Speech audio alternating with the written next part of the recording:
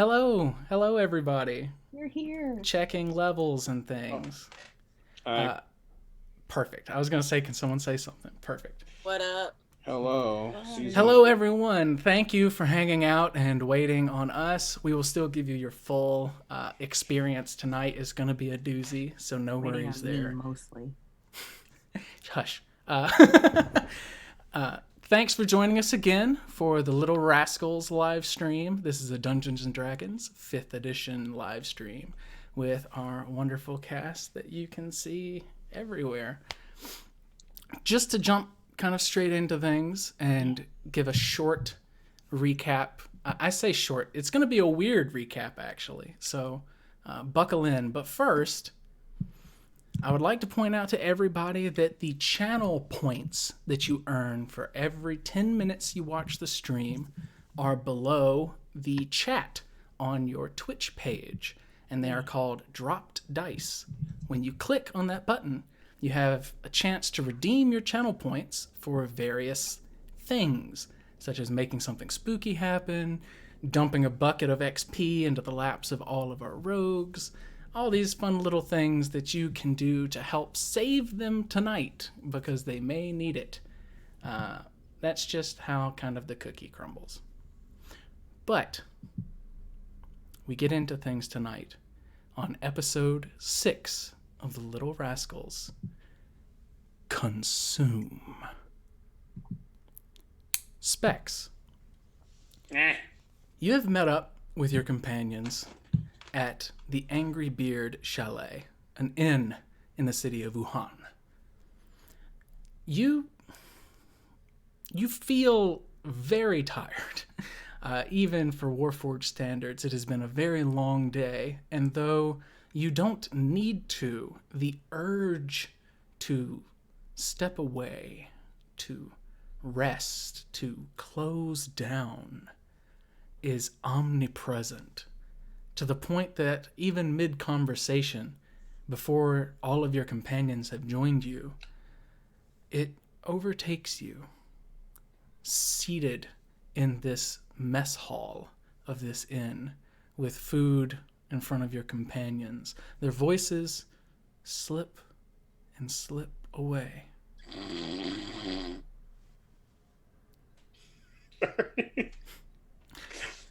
You rattle and crack like that. This odd snore. Let me see if I got one. Oh. Okay. Sorry. I hope all of you hated it. There is a darkness to this that's uncommon when you power down, when you rest, when you sleep, as it were. You remember sleep, in a sense. You're not sure if you've ever had it, but there is that lingering memory of it. And this feels a lot like that, this darkness. In the darkness, you see not a thing, but more of a feeling. Like you're physically perceiving with your eyes, your unwoken eyes, seeing a feeling. Familiar. Dark. A little frightening, in a sense. And when that feeling grows closer and closer, it feels like it's going to touch you. And then it stops. What do you do?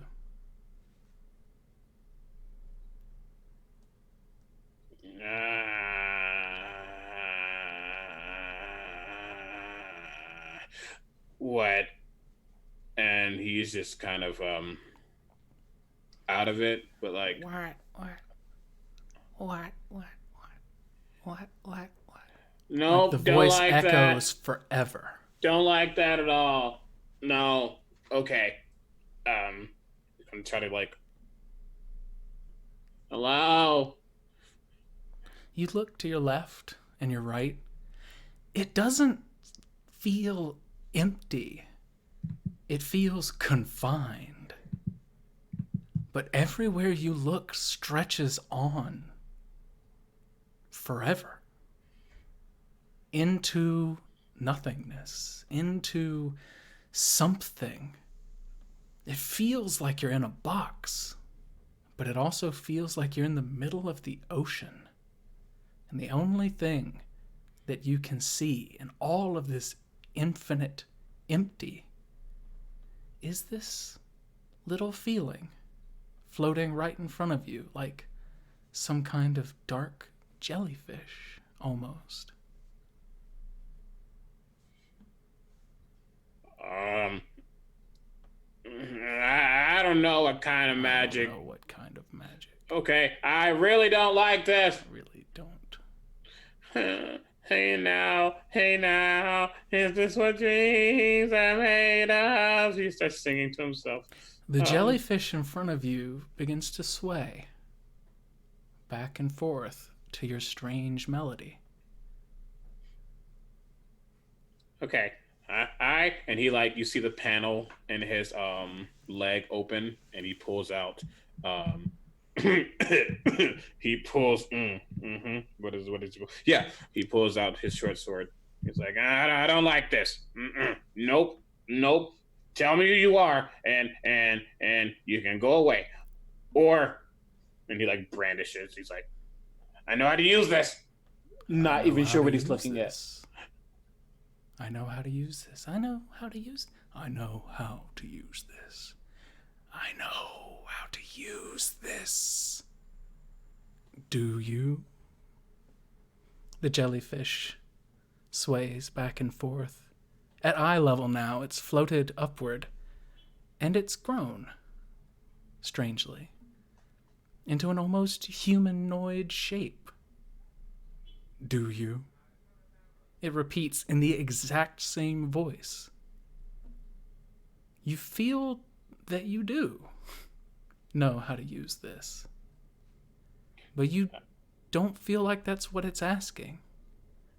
Do you? Do I know how to use a weapon? Yeah. Do I know the Muffin Man? Probably. You need to be more specific. Do you? Do you know me? It asks. I know a lot of people. And the voice isn't ringing a bell. Though you could have been someone who... No. Do you? It's gonna slash. He's gonna slash. He's scared.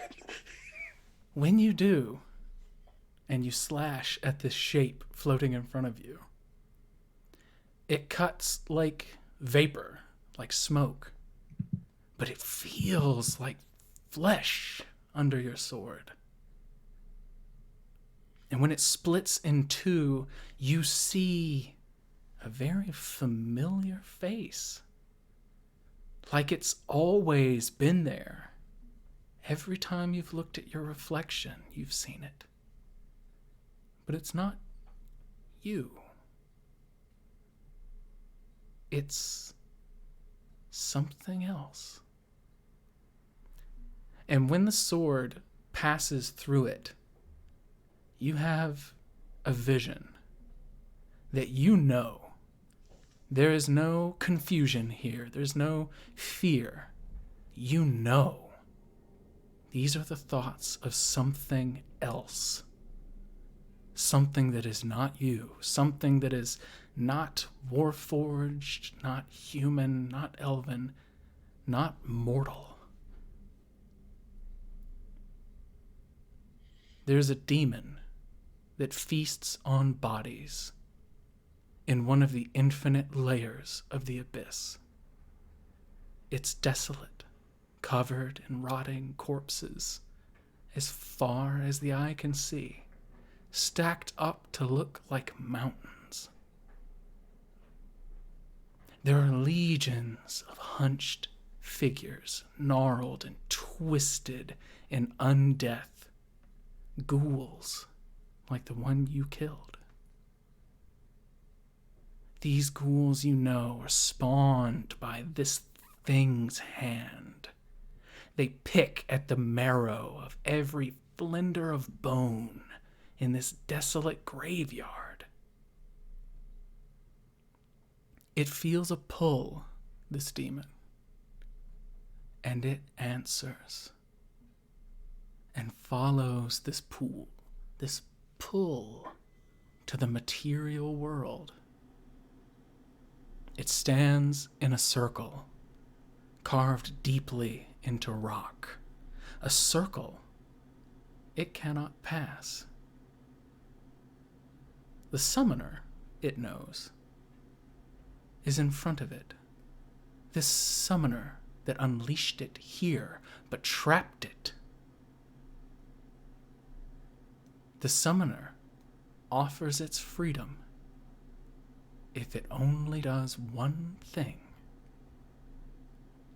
The demon says, I would suffer 1,000 years of torture in the abyss to feel mortal blood on my claws for a heartbeat. The summoner smiles, wide as a chasm. It's a different memory now that you feel, Specs. You see it, almost like it's happening right in front of your eyes. Hunger, pain, slaughter. The first of many to die. The pointless, the promised. They will feed. They will grow. They will become unto me, here in the filth and the dark below. Something changes. Something about this demon, this shape. You see it standing among pigs. It no longer looks the same. The pigs lick greedily at blood thrown into the filth, and it stands naked among them. You see the demon clear as day, but something about it is so very different. This one's name is Vander, a stableman, a son, a lover. He yearns for a future he will never see. They smile at me and wave. I am Vander. I am death. The voice has changed, so completely different, but the shape is the same. You see it stepping through the crowd, waving at people as it passes, saying good morning, this twisted, inhuman abomination, and no one bats an eye.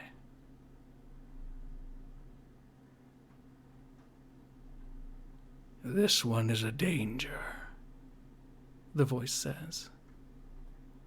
It stands across from a swordsman, returned from the front lines. A Valhurst, dark-skinned, red-haired. He sees much. The voice crackles back to what's familiar, but still so different. Undulled by mortal years. He I will turn. Things change again. It stands beside a bed, peeling flesh from its body, so quiet you cannot hear a thing. You see the red-headed man asleep there. I will kill this one myself. Pain. You feel it, Specs, like something's been stabbed into your gut and twisted. It's so much that you want to scream, but you can't. You see the demon, clutching the same wound. Cursed fool injured me. Become unto me feed, as I will feed on your family, it says. Where it sits, clutching this wound you've seen. You've been there, Specs. The attic of the Valhurst mansion. It crawls its way across the ceiling and falls into a bedroom. You see nothing. Things move too fast. It's all a blur, cycling in and out and past you like a maelstrom. You hear their voices. This one is Lady Valhurst. This one is Gorgon. This is Pella. Pain, pain. We must bring the body. Flee this pain. You're falling. Falling. You try to reach out and grab something, Specs, but you can't. You hit the ground. There's no pain at all. But you see this twisted, demonic shape among rubble, crushed underneath it. Nothing should survive. And you see it eating, greedily, eating more and more. This one is Heliana, beloved, a servant, well known. Another name we must consume is already in her thoughts. Yes. There's another shudder as you see the shape twisting its lanky arms and legs, cracking bones back into place and hissing through its clenched needle-like teeth. And you hear the whimpers of a boy through the wall, afraid. You feel this last vision as though it's happening moments ago, like something you just remembered happened, like you dropped something and are recalling where it may have rolled to. You see a man with a mustache, and he's gone. He's dead. You see meat and teeth and claws and blood. You see violent intent. And another voice rings out. You see the stairs. Finish the plan. Take the servant, take the maid, take them all, consume them all, enact the plan. Bring the swords, bring the mercenaries. They are needed. The summoner needs them. You see the parlor, and the maids gathering with wine and cheese and delicious pieces of victual. Consume, be free, be free, be free, enact the plan. It freezes. And you see the person called Vander standing at the table. It looks at the demon, and next to it you see Savvy, and Thelen, and Gragnar. No. Vander has no twin. Vander is consumed.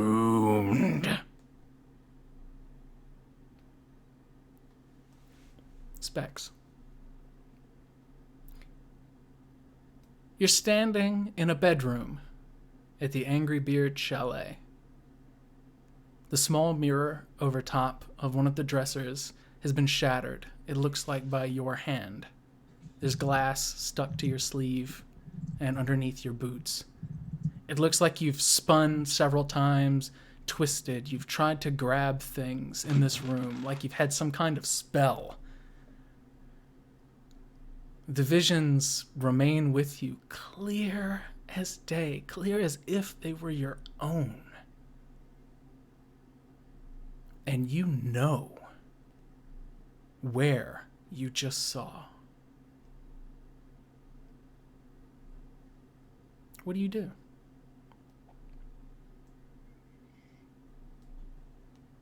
If Warforged could throw up, he would be dry heaving right now. Like,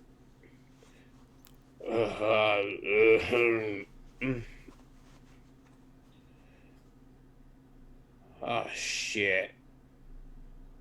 Ragnar!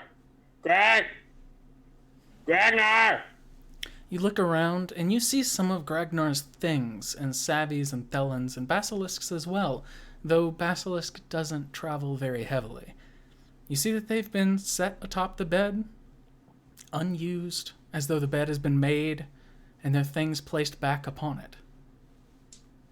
You see the sun has already set, and that you have been doing this the whole day.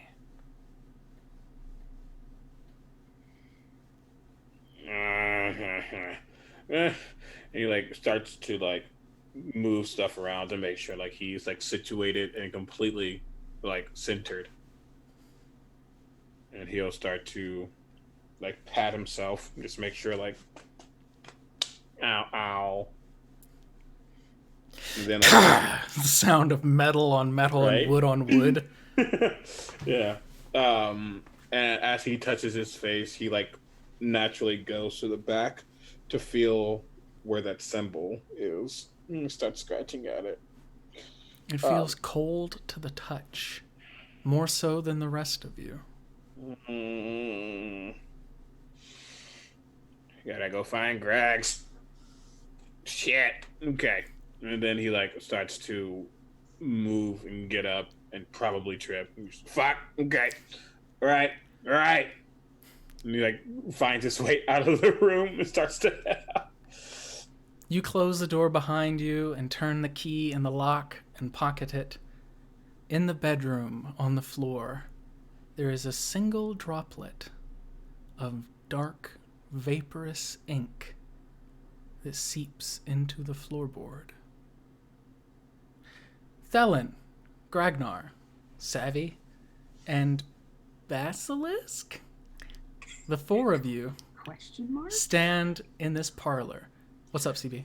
Now, just so you know, I was sending you a message in Zoom, just in case you haven't seen it. Perfect. Like, I do forget to bring that up. Thank you for telling me. That's good. There are 23 messages? Okay.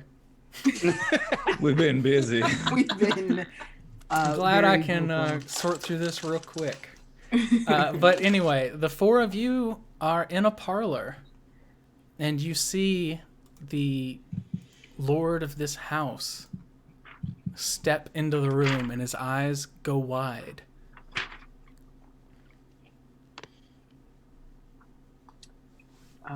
Good day, my lord. Lord says... go ahead. He just says, Vander, my boy, I'm glad you're doing well. It's been a fuzzy couple of days, but yes, I woke up again and I feel wonderful. Oh, yes. Who are your friends? Pardon me, my lord, but how do you know my horseman? Well, he is not your horseman. He is the horseman of the Valhursts, one of their stable hands. I know him well. I have visited the Valhursts often. Bring more wine and cheese, he says to one of the several maids that's standing there. They hurry off. Do I notice what kind of face that wide-eyed expression Insight was? check! Heck yeah! This is what Savvy's good at. Everyone at home, this is how you're supposed to do it. This is how it's perfect. You ask, and then the DM says roll the check. Don't just yell insight check. Okay, what did you roll, Savvy? It's a natural 20 for a 22. 22. There is no doubt in your mind that it is a mixture of shock, confusion, and worry that caused his eyes to widen. Very minute, but you picked up on it immediately. Yeah. So was the voice accurate? What voice? The one that Vander chose. You, Gragnar, are under the assumption there is no way in hell that Basilisk would just be able to guess and get it right. But the Lord doesn't seem to notice. He is a noble. Nobles are like Good that job, sometimes. Basilisk. I'm glad And I didn't go confirmed. southern. Yeah, that happens from time to time. Where's the owl, Ash? She out the window? And she's with us. She's She's with us. standing there. Oh, okay. I love this Maybe- cheese, she says. Can you say my favorite phrase that she says? Young Ward. I am their young ward. I love her. My name is Estrava Everbleed. You may call me Ash. Oh shit, she just introduced her whole self. Fuck. He walks over and, as the rich and powerful are wont to do, gives a limp handshake with her. And she does the whole curtsy and bow thing, like she's been around nobility a lot. I'm just watching this guy and taking wine as it is offered to me, but my eyes are like right on his face. My lord, He laughs. I thankfully there were people to help assist. I didn't come visit you, did I? I can't remember anything. Of course not, Vander. You would have no cause to visit me. That's true. He laughs amiably. You see that there are 4 maids cycling in and bringing food and wine and goblets and drinks and extra chairs to this small nook in the parlor. There is a chamberlain here who's seeming to take care of some documents and shuffles over to have the Lord sign them, and the Lord does very quickly. And the chamberlain closes these little volumes and goes to put them on shelves. Get a glance at what the documents are. It just seemed to be some kind of trade agreement documents, maybe income export documents, that kind of thing. He signs them to verify he saw them, not to authorize something. Okay. When the food comes, may I sniff it to see if I get a whiff of any poisons I recognize? Sure. This seems like a perception check to me. Oh, And I would say you can make this because you have proficiency in the poisoner's tools. Otherwise, you probably wouldn't be able to sniff out poison in the first place. that's fair. So that's a 16 total. It smells free of anything like that you're aware of. It has that larder smell, that kind of dank, musky kind of larder smell. But it doesn't have that chemically bite, that fragrance. You do know that there are some poisons that are very undetectable, but usually they're so ludicrously expensive people wouldn't use them on food. They would put them somewhere else. He's rich. I wait for other people to take sips and bites. Yeah, Eshrava rakes in some blue cheese and eats it almost like a bird, and a cracker. Drinks some wine. Yo, what She if she's sloshes really it. a bird and she can just turn into a person? We have not taken a moment all day, she says, breaking She's in a more reverse food. druid. I look at Basilisk before I take a bite of the cheese for him to give me the okay. I put it back down. I say, yeah, this isn't my I will- usual kind. I will have cheese and crackers. Perfect. Roll me a Constitution saving throw, Sammy. I'm kidding. No, the cheese and wine are fine. They're Say, actually Felon- quite good, quite delicious. Felon will pick up a goblet and just never actually drink it. Mhm. It's a nice little accessory for her new dress. Thank you, my lord, for such hospitality. I'm afraid my ward is right. We have been quite busy traveling the past day or so. Yes.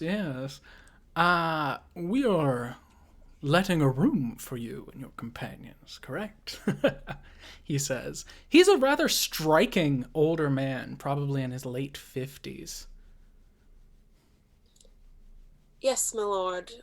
I am not exactly familiar with this city quite yet, so He I waves was his looking hand for... placatively. Oh, suspense with the lords and ladies. We're among peers here. He laughs amiably again. Of course, of course. He says, and, what is it you wish to speak to me about?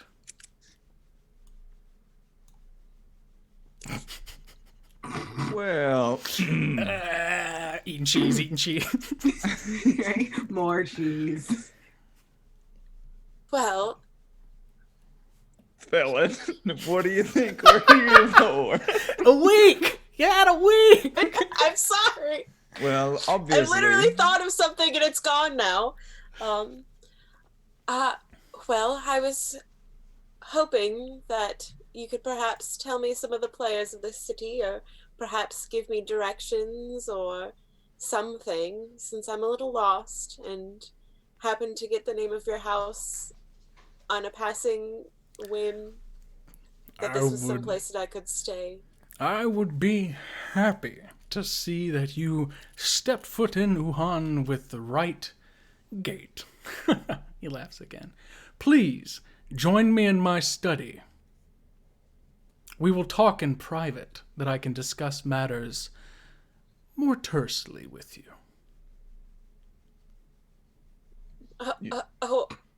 Of course.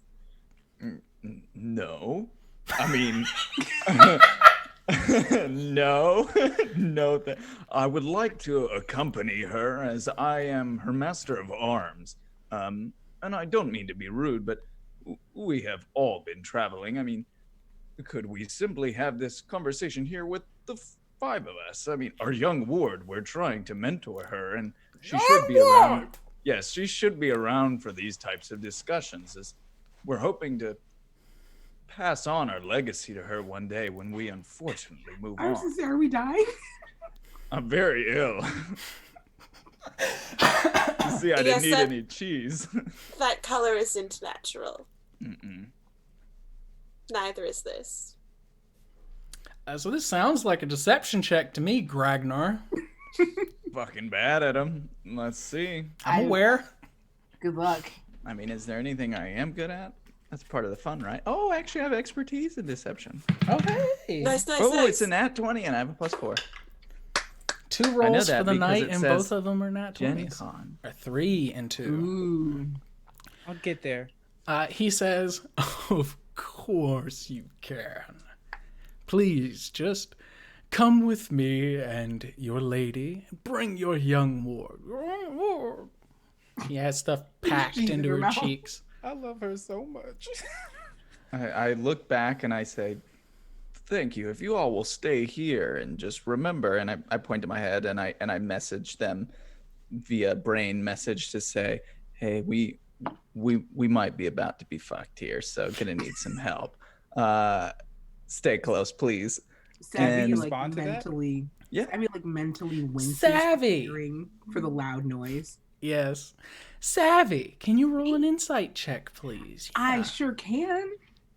When you send that message, I send it back like in the sexy way. No, not like that. Why do I always go into closed rooms and have sex with people? I mean, come on. What is this? I feel like Gragnar isn't capable of being sexy. That is with 15. the mustache.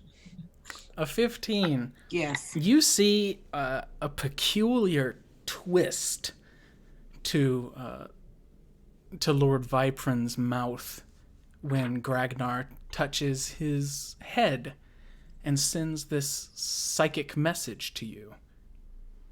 And the Lord recants and says to everyone, on second thought, you're right. Where are my manners? I've had you relocate here.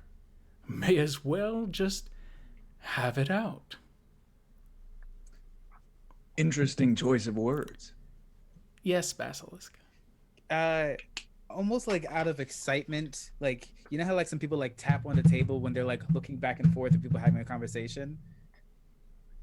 Can I like almost thieves can't, that's a demon, by like tapping on the table? Like Morse code? Yeah, sure. That's a demon.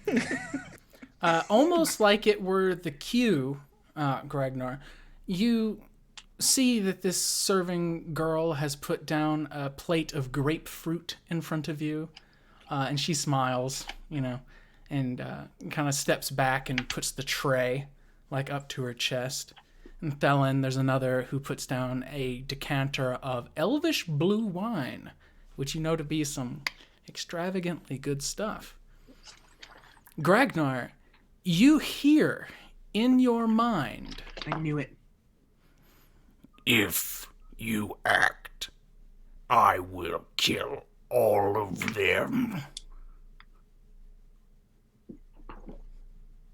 Leave as though you saw nothing. the voice says. You You see that he's looking straight at you, and he's speaking in like his normal speaking voice. Everyone else can hear he's talking about, please have a sample of the blue wine I've had imported. But as he's looking at you, Gragnar, you know the voice came from him. Is the rest of the party behind me? You guys are seated or standing at a round table in this parlor. So you're all just kind of crammed in together at this table. I'd like to... The Lord cuts his eyes to the waiter, then the waitress, then all of your companions, and then he turns and he says, "Why don't we have some music?" And you see that two people come out from the back end of the manor with instruments that they pull from small cupboards under the stairs, and they begin to play the violin. He snaps his fingers and says, "Perfect. Wonderful ambiance. It's part of the reason I designed this home to look this way. The acoustics are fantastic." They most certainly are, and I now cannot resist the fancy blue wine. Why, thank you for letting us sample. Tasting it, it is slightly bitter, very sweet, and it has a velvety mouthfeel with notes of currant and thyme. I would like to size them up using my big brain. Sure. Without much of a check, they seem normal people.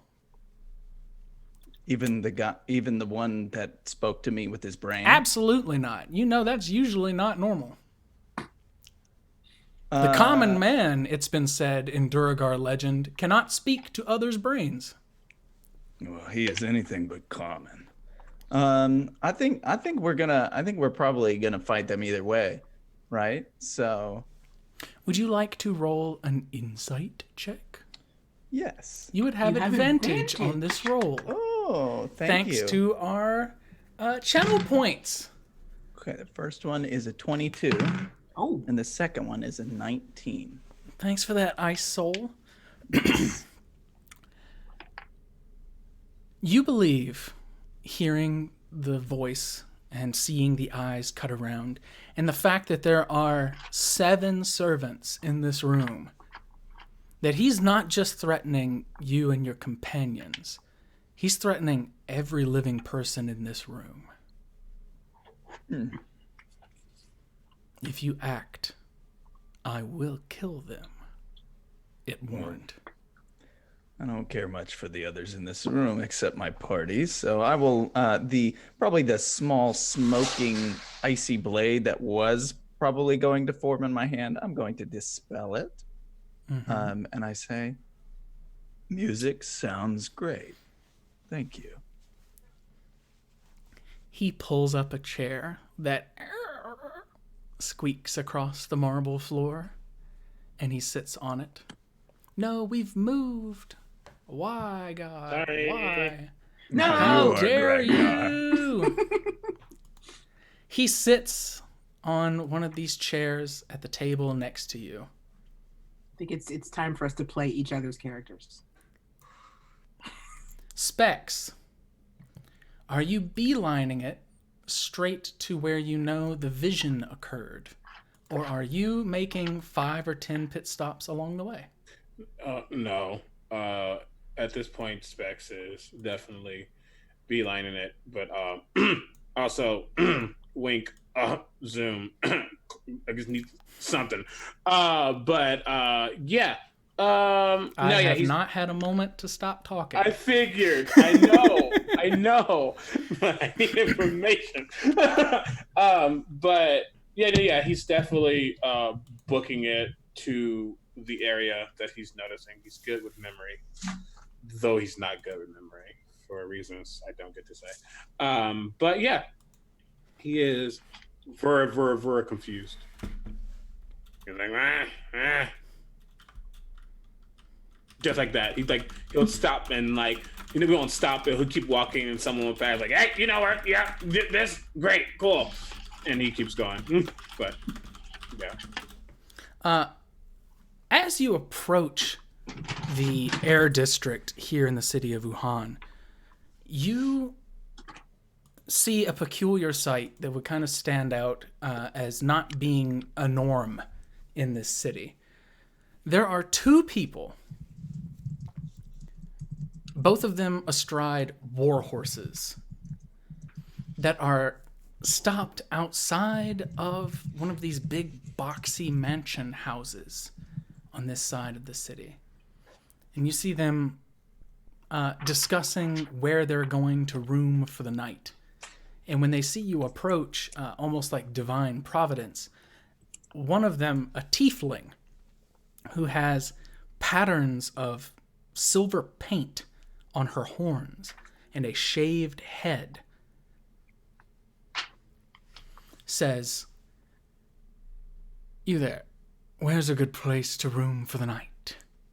And when she smiles, she has pointy teeth like they've been filed. Any suggestions at all? We don't really know where to go. Yeah, kind of in a rush, but that's a place back there called the Angry Beaver or some shit. It's right there. You can't miss it. It's really cool. Nice merchandise. Cool glasses of wine.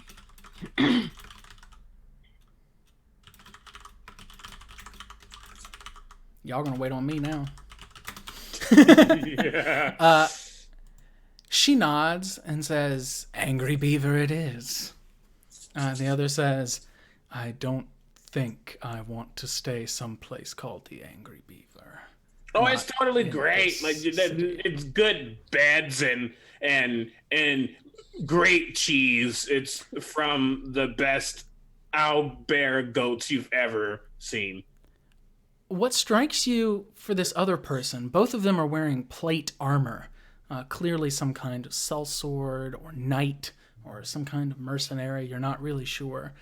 But this other person, they look an awful lot like Felon in many ways.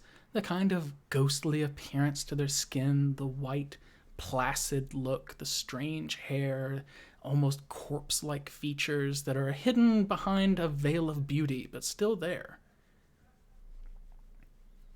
And he says, "Really, we're going to stay at the Angry Beaver," as they're trotting past you on these enormous armored war horses. Hey, just really quickly.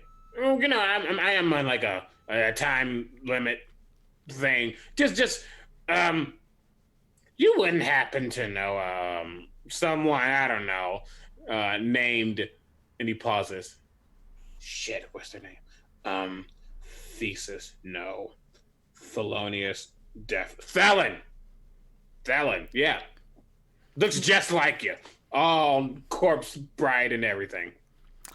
His expression twists a bit at the mention and says, "I very recently made her acquaintance, yes. I believe she lied to me on our first introduction." She does that. That's good to confirm. Great. Do you know that person very well? I mean, we were on a boat together and got some stuff done, and I watched them basically die, but they didn't die, and now I'm looking for them and 4 other people. Oh. Her valets. He says with some snide humor, knowing that they are not common hand servants. They're at the Vibrant Estate. The end of the street, turn left. It's the big boxy place. Doesn't even look like a house. Boxy, Vibrant. Okay, cool. Thanks. You are most welcome. The tiefling says. Okay, I'm gonna go now. You have fun at the Angry Beaver or the aggress. It's something. It's like ABN. That's what you need to know. They both pull the reins and turn their horses down the street. People are kind of ogling, seeing these well-armored, well-trained horses stomping through the streets of Yhaunn. Back to you 4 and Ash.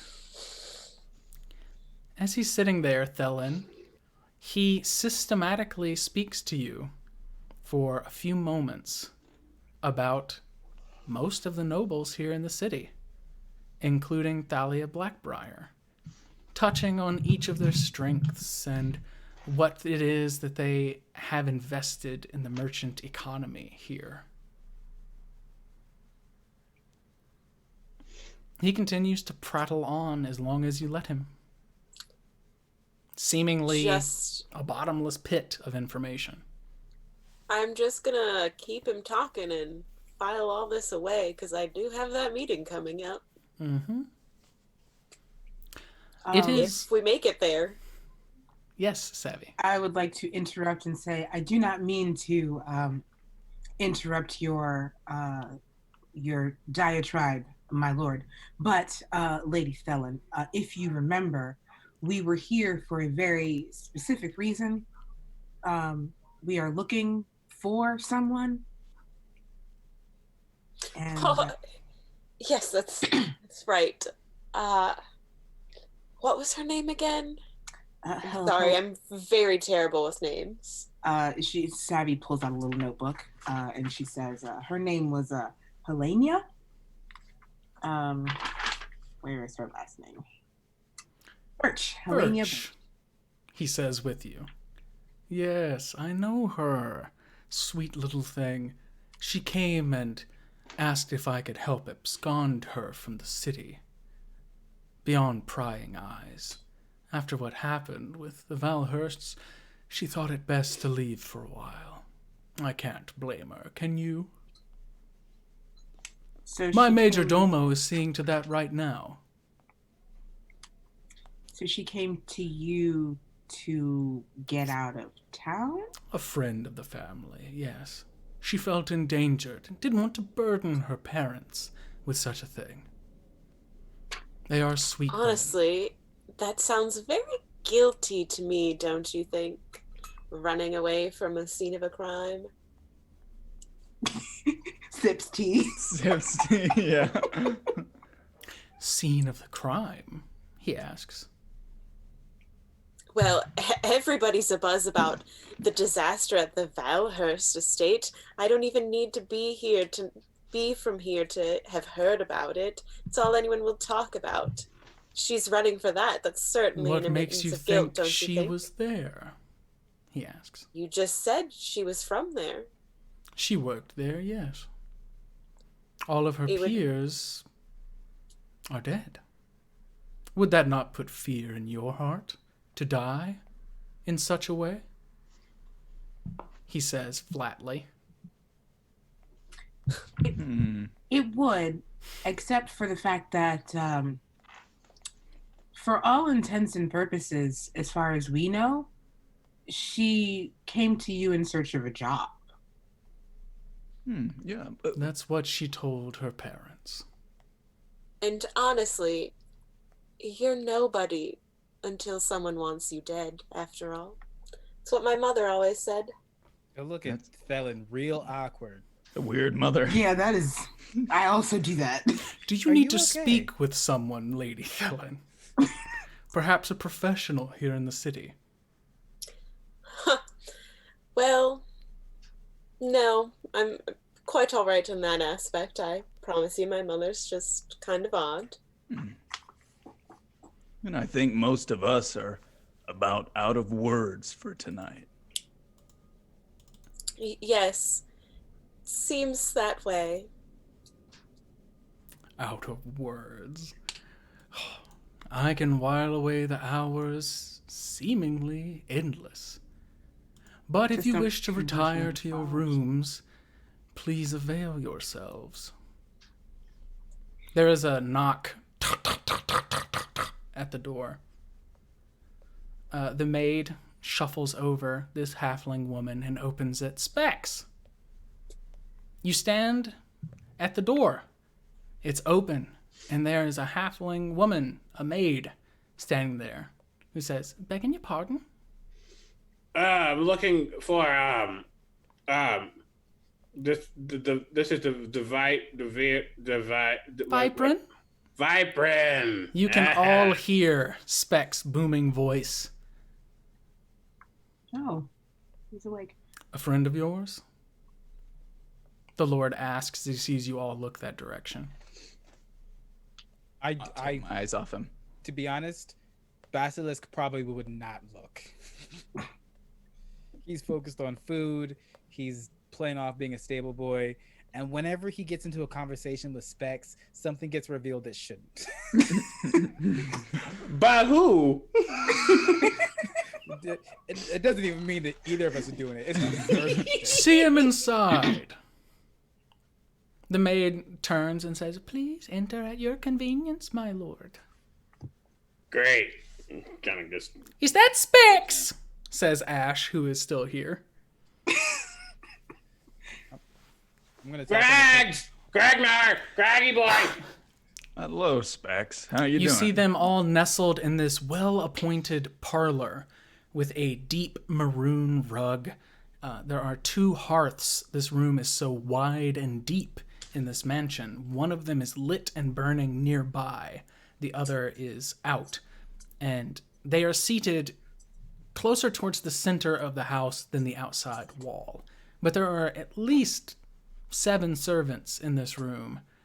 2 of them are playing a kind of uplifting but quiet tune on a violin and a cello.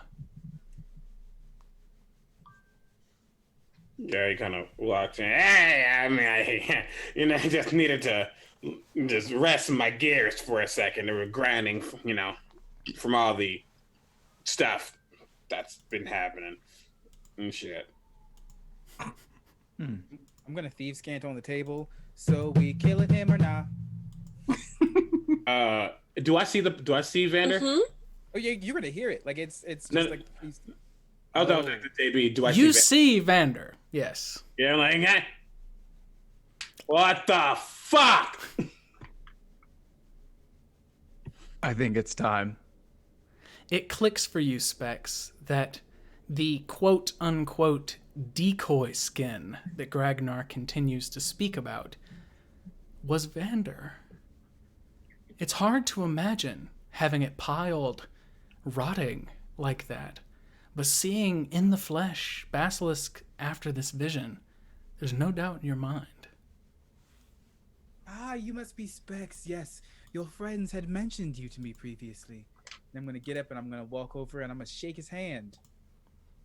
And then thieves can't. I'm gonna like. It's a pleasure to see you again. It's Basilisk. Don't fuck this up. And he's like, it's a amazing pleasure of my left side to make your utter from a Right cow acquaintance, which is like, that's a demon. That's a bad demon. I saw that. I'm glad. Told you so.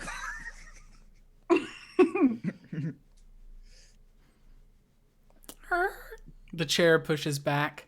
The Lord stands and adjusts his jacket and comes over to you, Specs, and holds out his hand to shake. "Welcome to my home." Don't take his hand. I'm sorry. I'm metal and I'm like a germaphobe. Oh, that doesn't bother me. But it bothers me. And I can I like wash my hands somewhere? Is there like some oil I can just like slather on my fingertips? Slide some oil to me, Of please. course, please avail yourself of the rose water by the door. Is that oil? Yeah, no, what? It's fine. The rose water will work perfectly for my fingers that are again Metal. He kind of just like turns, and you hear like.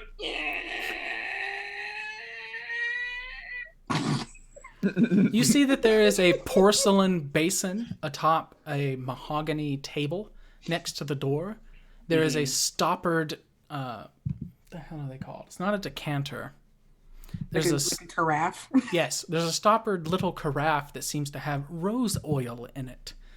The water is clearly suffused with rose petals and rose oil, but you can avail yourself of the oil at your leisure. Okay, while Specs is doing that, Savvy can't take it anymore because we've all been just making very pointed looks at each other. I'm gonna ask: are we like as not JB as a cast? Are we fine just stabbing this thing? I think we all are. It's obviously a demon. Gabe said that with such pointedness that it threw me back. Are we okay stabbing this thing? Because I really want to do it, but I don't want to do it without take like, a the vote. party's consent. But in character, things gonna happen before a decision is made. Okay. This is also Basilisk. Fair. That's the problem. No, as Specs is walking to the rose petal water thing, you see his foot, like the metal. I think when I think of his form, I think of like not like plates sticking together, but like just how things can shift very subtly. It's one of his feet shifts in the wrong way, and he completely just crumbles and falls. And he's like, "Fuck! Oh shit!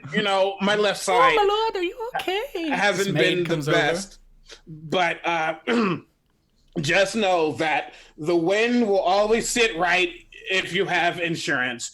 And in Thieves' Cant, that means watch out. This man is worse than you think. Yes. Stab him. Well, then we can't afford to let him get away. And he's still walking. He gets back up and walks to the rose petal. I grab my rapier in one hand and my dagger in the other. Mm-hmm. And Savvy says, no, so while you're doing this, Savvy's like, we are so sick of, we don't have the words to really describe why we're here. So, and then she pulls out her sword as well. As he gets to the right before the stab happens, I picture that's like when he's getting to the rose oil. Specs, let me interrupt you very briefly. The timing of that is terrifying. As you get to the rose oil and reach your hand out, you see that there is an eye floating in the oil. Oh God! Peering at you, pushing against the glass. The carafe, an eyeball inside the carafe, inside the oil. The eye presses against the glass until it loses its perfectly round shape and flattens against the convex side of the carafe. The carafe slides on the table. It's pushing so hard in your direction. And it looks straight through you, Specs. Yes, seeing that, you see his the symbol on his back instantly glow as he goes, "Fuck that!" And Gragnar, Basilisk, and Savvy are all blessed. Ooh. That's how we get blessed with that word. Yes. Gragnar, you hear the telltale voice again. Fucking eye. Gragnar. And another voice, very familiar to you now. I warned you. Everyone roll initiative, please. I didn't get my stab. This is how this is. Damn it. Oh, that's Not good. Wait. Garbage. Absolute garbage. Oh yeah. I got a good one. Did Specs doing the bless ruin my stab? No, it's not like you don't see like you see like basically No, shadow come towards you. I meant the surprise round. That's what I was asking. There does not seem to be a surprise round. Damn it. The fact that he hearing people talk. I mean, I don't think there was ever a surprise No, round. I don't think there 20 wasn't. and above. There was a chance. What's the chance? Okay. Because that's essentially what I need. A surprise, yeah. 15 to 20. Oh, no. I told y'all I rolled high. Oh, my God. For Good Ragnar. times. Good times. Mm.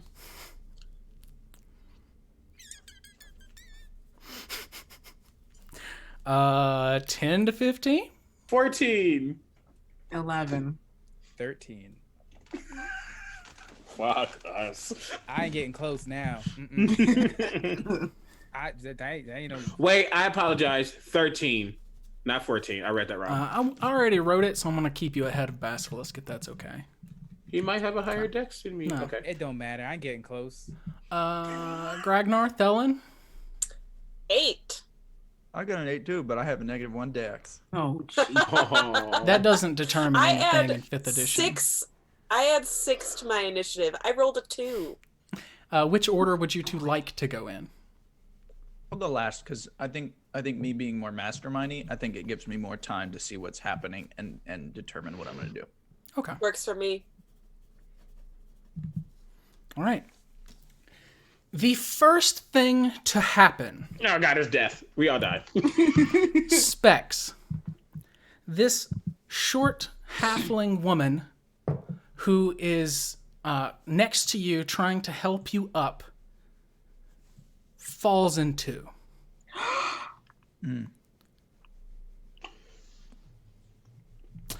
Dashed onto the ground next to your outstretched hand reaching for your sword. You see the Lord's hand. The flesh has peeled back like a sleeve halfway up his arm. Gross. And 5 long, gnarled, clawed fingers have just hacked her in two. Wait, the Lord, like Vanderlord. Vampirin. No, not Vertically? Viper. Or horizontally. Diagonally. Well, that Shoulder decoy to hip. skin is ruined. It then pounces on you, Specs, the lord of this house, No, get off me. with his No. mouth open. I didn't ask for that.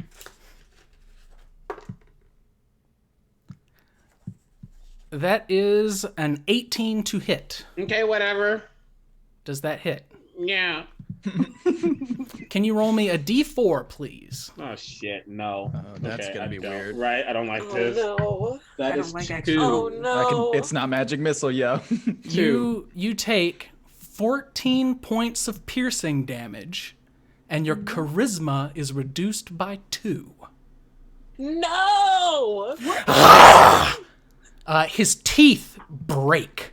They shatter apart like chalk as fangs that were underneath pierce through your wooden and stone and metal hide.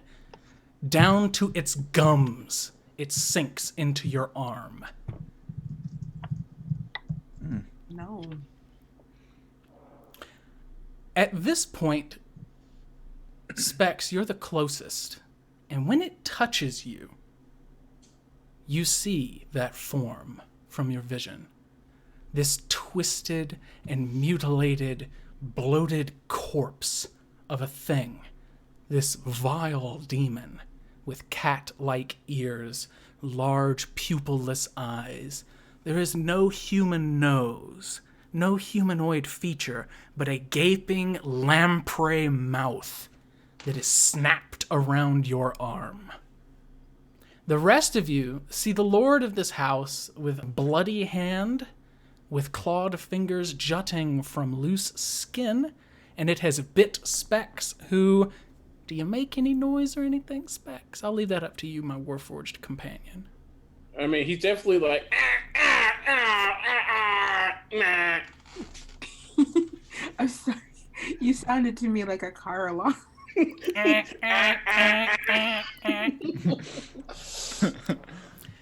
Ash says, "What the fuck is happening?" And like food is falling out of her mouth, and she backs away from the table. She does not know thieves can't, and she produces a wand, and that is what she does on her turn. The staff loses it. They don't know where to go or what to do. Two of them, the two that were playing instruments, run into the back of the mansion house. The other four that remain alive scamper towards the hearth in this room and huddle away from drawn swords and their own twisted, macabre lord. Specs. I asked something actually very important.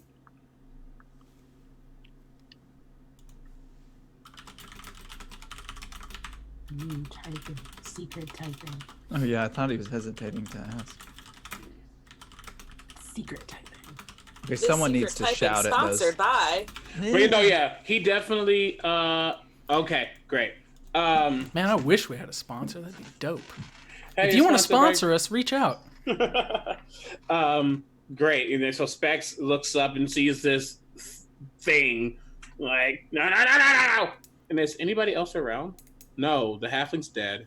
The halfling is dead. Felon, Basilisk, Gragnar, and Savvy are probably, we'll just call it an even 10 feet, because I feel that's fair. 10 feet from the door where you are. I mean, that's fine. Even though it should be far further. I'm being nice.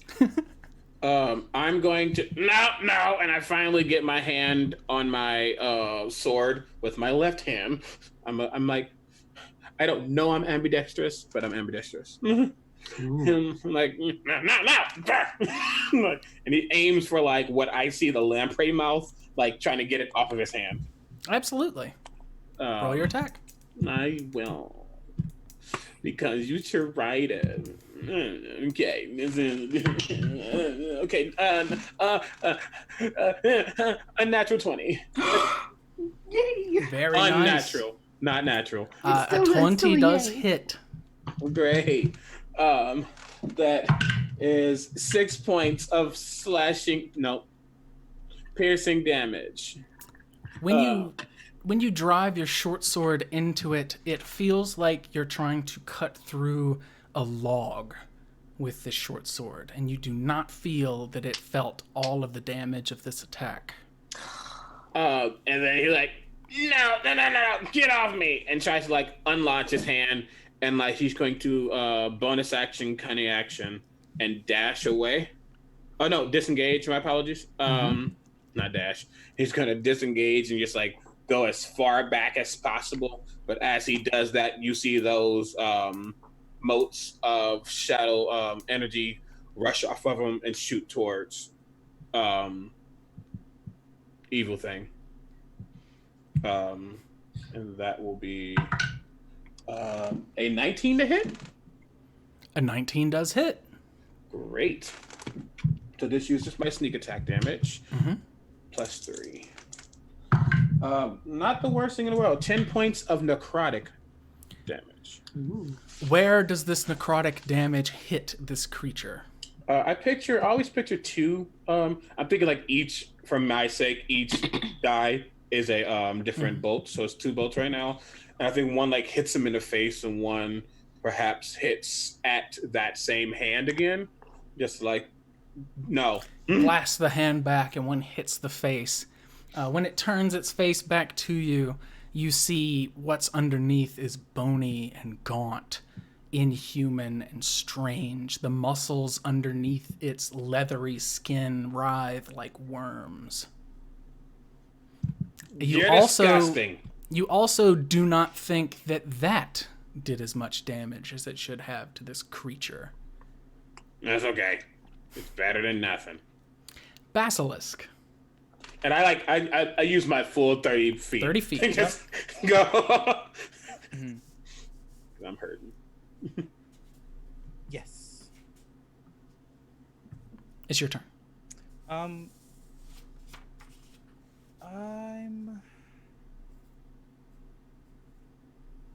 gonna pull out the platinum sword and toss it to Gragnar. I will reach out and I would like to catch that. You do. Deftly. Like to catch that. Would that be my action? If so, that's fine. It would have to be for a stowed weapon as a longsword. Yeah, That's your item fine. interaction to draw it, action to pass it to Gragnar. Do you have And then anything I'm with a gonna bonus? just move. I'm just gonna use my move and go to a corner. Okay. You want to move back 30 feet or 60 feet? 30 feet. 30 feet. Because it went first, right? Mm-hmm. Yeah. Just moving back. All right. Savvy. Me. I'm going to let's see. I said I pulled out my sword, which is not what I wanted to do. But I said I did it, so I did it. What did you want to do? My bow. It's always my bow. Mm-hmm. I'm a bow girl. Yeah. Did you ever pick up a collapsible one? Because I think that's a cool idea. Sure. Absolutely. You guys did go shopping, otherwise I wouldn't ask. No, I totally would have picked up like a collapsible bow. Yeah, that's cool. You produce it from under the pack. Yes. I'm going to use my insightful fighting. Mm-hmm. So I have to make an insight check against this thing contested by its deception. Okay. Ooh, nice. That is a dirty 20 for me.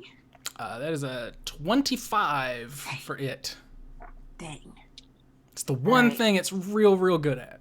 How dare it be so mean, good? Yeah. That It's chopping Those people in decoy half. skins. Right, all those dang decoy skins. All right.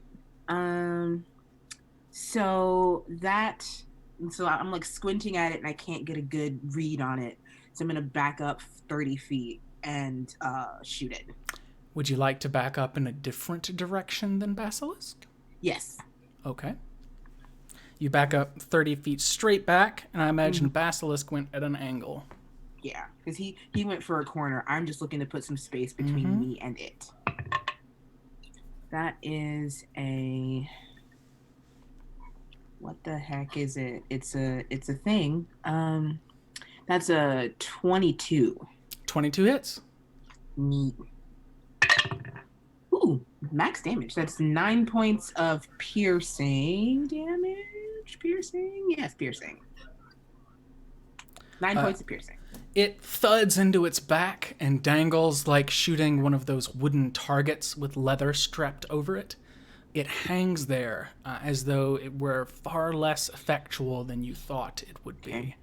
But it did still do damage to it. Of that you know. This black viscous liquid oozes out of the wound. Okay. That is my full turn because it is a bonus action to use my insightful fighting. Good turn. Savvy. That's me. Oh, sorry about that. Felon. I'm gonna take my rapier out from underneath my skirt. Mm-hmm. And I want to turn to the people hiding by the hearth and try to like convince them to run away. Like, run somewhere that isn't here. A frightful creature has possessed your lord. We are here to save you. Is your attempt to spur them into action or to inform them? Spur them into action. That will take an action, and it will be a persuasion check. It is a very low DC for common folk. Who don't need Oh, much leave them. Let them fend for themselves. And that's a 22. You see that in their horror, having this voice reach out to them does spur many of them to realize that they are in actual, real danger and need to take this moment to flee. You believe that you have swayed enough of them that they will more than likely pull those that are so shrieked or so wrapped in terror they could not move, and pull them from the room on their turn. Gragnar. Unless Thelen had any bonus actions or anything. Any movement. Nope, she's just going to stand there like, run away. Perfect. Go. Gragnar. I would like to step forward with the blade and attack this demon and say something like, "Tell me, demonic skinwalker, does the taste of this blade feel familiar?" And I would like to stab it. Do it. Okay. I'll probably use my inspiration. We'll find out. Yeah, because that was not very high. Okay, so I got a 9 on the first one and a 23 on the second. The 23 hits. How much do I roll? Because I had advantage. Do I get sneak attack? And what does this blade do? You're not attuned to it, so it is a longsword. And that Okay. will be a D8 if you use one hand, or D10 if you use two. It is not light or finesse, so you cannot sneak attack with it. Oh, do I need to attack with a light or finesse weapon to do so? You do. Well, Arranged. I would like Or to ranged, use yes. two hands, if that's allowed. Yeah. All right, we'll see what happens. That is 1 damage plus my strength, which is 3, so 4. Hopefully it sizzles. It slices cleanly. It does not sizzle or burn it in any particularly strange way, but where other weapons deflected off of its hide, this one passes straight through, and it takes the full brunt of that damage. It snarls. I snarl back. It turns to you, and this is the first time you see the strips of flesh hanging off of the form underneath. And it says, with half of a human mouth and half of that of a lamprey eel, Gross. sets of teeth rode in upon one another. It does. And it is going to attack you, Gragnar. No, Grags. Ragnar, no. Let's do it. I took the tough feat, so hopefully I'll last more than one round this time. It lances out with a claw at you, Gragnar, with a 24 to hit. Good luck. My AC is an 11. Bro. Can you make a Constitution saving throw? Oh, no. This is I can. not poison. Not poison. Okay, good. Constitution saving throw. That's a respectable 13. A 13 is just enough. Oh. You'd have been fucked without that third. You take 14 points of slashing damage from the attack. Right. But whatever magical badness lances through this creature, you shake away. It then scuts down and bites at your opposite side with its gnashing, rotten teeth. That is a 24 to hit. It's easier just to say it hits me. Yeah.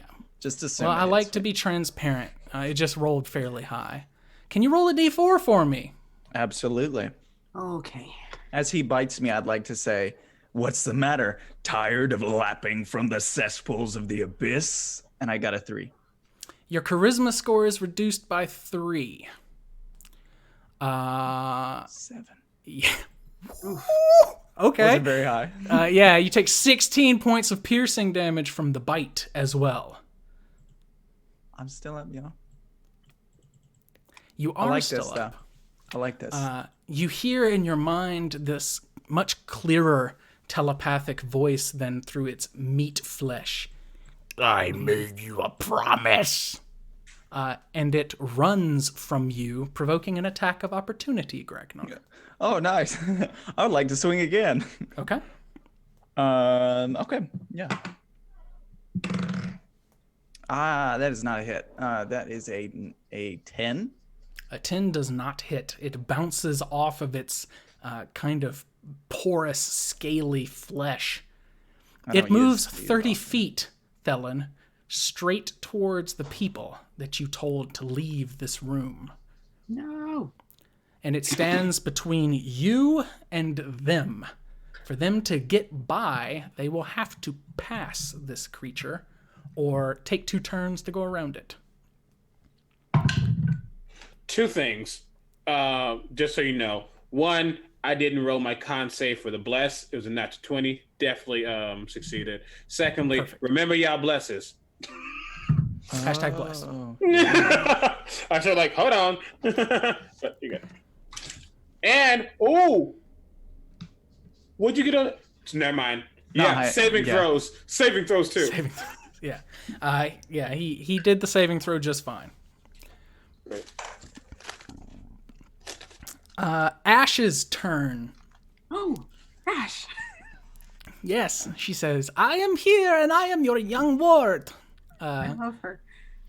She holds this wand out in front of her with the tips of her tiny little pale fingers, like she's holding a sheet of paper, unnaturally so, like she's trying to write with a pen you would put in clothing.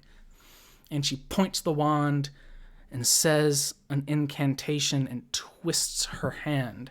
And when she does, a mote of energy, 4 inches across, sails from her towards this demon and misses it, slamming into the wall nearby. Very nearly hitting it, but unfortunately it does miss. She says, fuck, and stomps her foot. Specs. Okay, how big is this room, first of all? This room is huge. Okay. More than 100 feet total.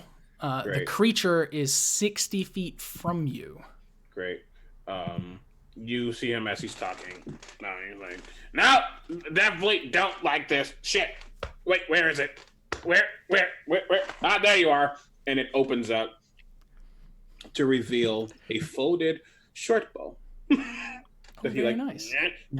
Yeah. Okay, gonna get this thing just right. And I'm going to hit it with my short bow.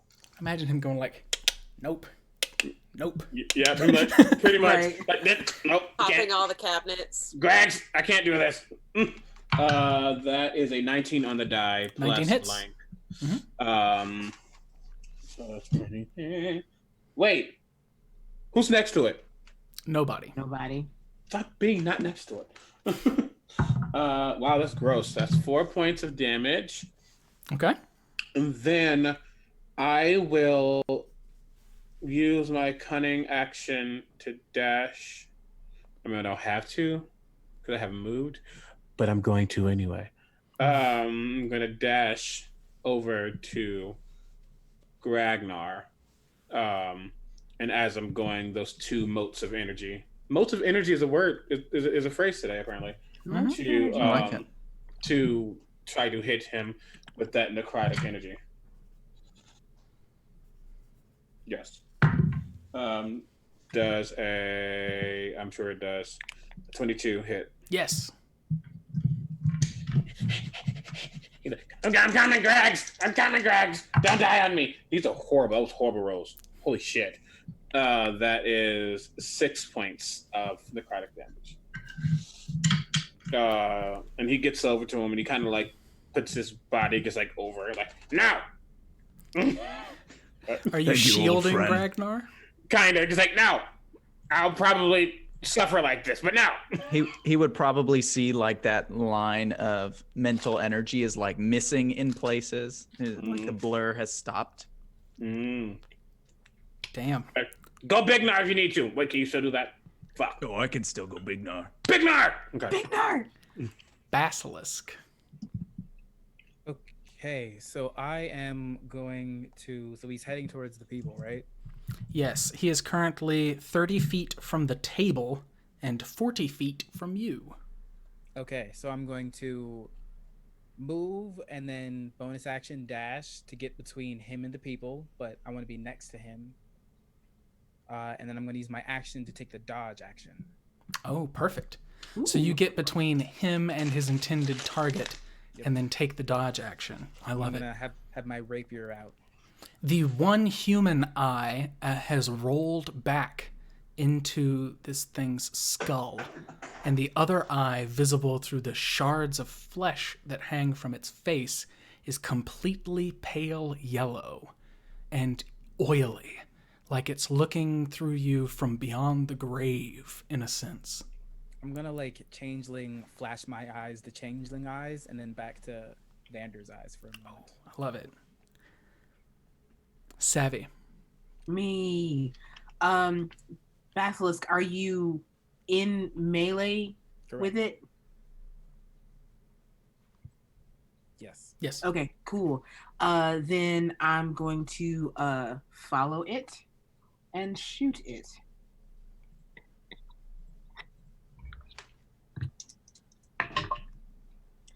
Gross. That misses. You are blessed. I am blessed, and it was still a 4. Okay. Sure. Yeah, so that was a miss. I'm sad about it. I feel like it moved so fast that I just like couldn't track it. So. We have a lot of people in chat tonight who are unfamiliar with Dungeons and Dragons 5th edition, and I would like to put pause on things for just a moment to explain combat. Yay. Combat in this game, we take turns. Each person takes a turn in combat. But what you hear us say all happens almost at once. It all happens over the span of about 6 seconds, one full round around the table. One round is 6 seconds, so 10 rounds will be about a minute. So combat goes very, very quickly. So far, it's only been 12 seconds in-game. So if you can imagine these positioning things, like Savvy's shot missing the mark and hitting the back of one of these high-backed chairs next to the wall, it's not because the person walked over to a space and then stopped and Savvy missed like she's shooting at a target.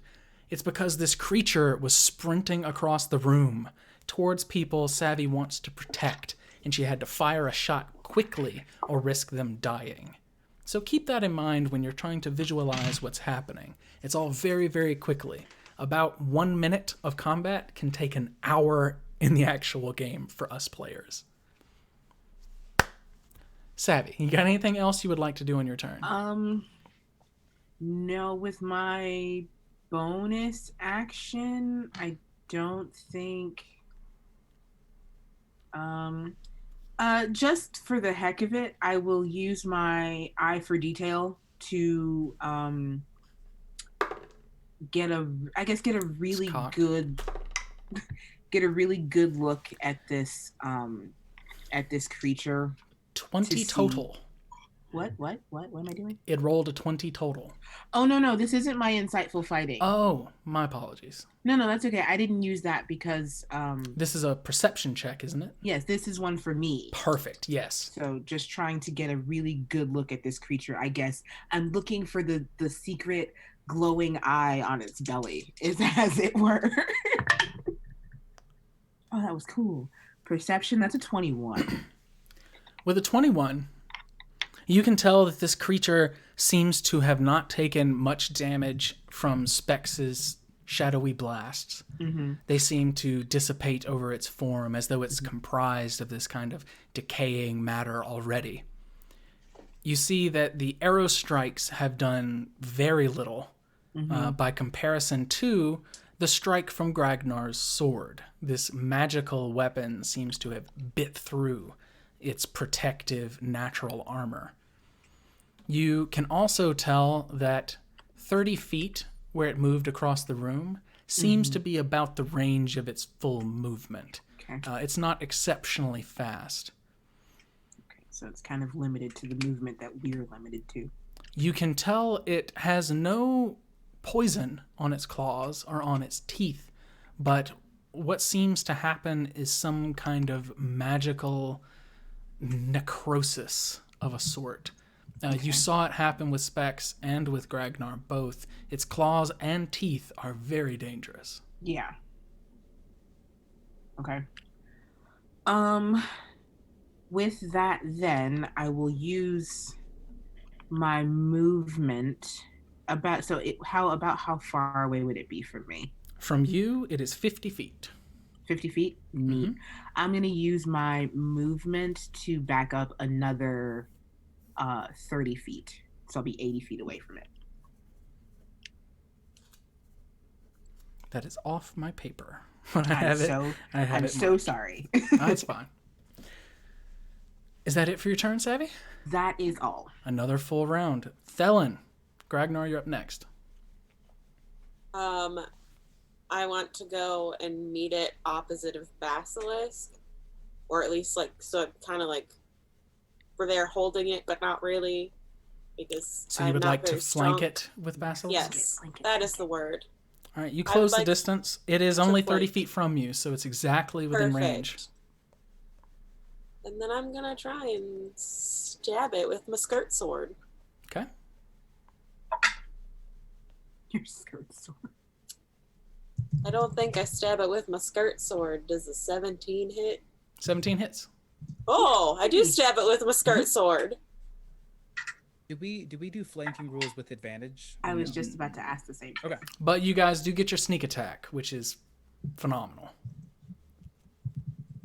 I don't like things behind me getting flanking advantage. Anything I let you guys do, I have to do back to you, and it snowballs real quick. 19. Oof. A sizable hit. I just come up and just shank him with my skirt sword. It lets out a in Basilisk's face when you do so. Gragnar. Okay, so he is pretty far away. 30 I'd like to see 30 feet. I'd like to summon one of my psychic blades as a bonus action and toss that and see if that's going to be different. Do I get advantage because Thelen is within 5 feet, or you would get your sneak attack? You can get my sneak attack. You do that's it. right. Thelen and Basilisk are giving it a +1 bonus to its armor class for cover, but you can absolutely still wing it. It doesn't seem super hard to hit. It's just very tough. They're in front, so if I'm next to. Imagine Ragnar. They're in front and behind of the creature. Oh, and you guys are over here. Can I move and get a better position so that I don't have that? Sure. If you would like to take a dash, you can certainly do that and kind of I don't want to do work that. parallel It's okay. to it. I will take my +1 to that AC for that thing. Perfectly I'll try fine. my best. You just need to beat a 16. All right, let's see. 14 plus 5. Perfect. So, yeah. It sails. Where would you like it to hit this thing? This is the first time you've thrown one of these blades. I'd like to get it in the mouth. Ooh. It screams at Basilisk, and this psychic blade comes from the side, and This thing need to get on my face. Right. So that's 1d6 for my psychic blade, and then 2d6 for my sneak attack damage. 10, 15 plus 3. Nice. 18. Yes. the psychic damage seems to affect it just fine. Oh, nice. It lets out a scream.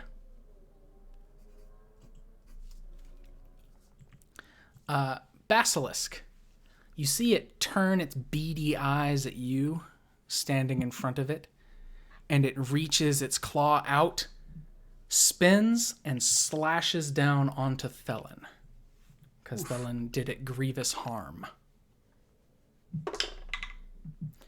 Thelen, that is a natural 20. Can you make me a Constitution saving throw, please? Someone gonna die. I was going to say, if you like, I can take pictures, but yeah, I have no reason to lie. I want you guys to live. I'm just going to die again. It's fine. Where's What the is my physical? fucking Constitution? Oh. That would be a 16. Nice. A 16 makes it. Whatever magic is coursing through this thing, you felt before in the ghast that clawed you, but this feels different. It doesn't feel hindered by what you are, your elvish heritage. You do, however, take 28 points of slashing damage.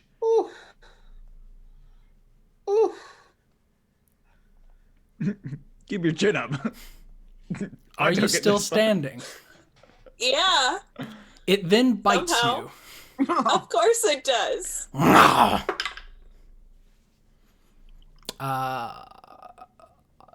22 to hit. Can you roll me a d4, please, Thelen?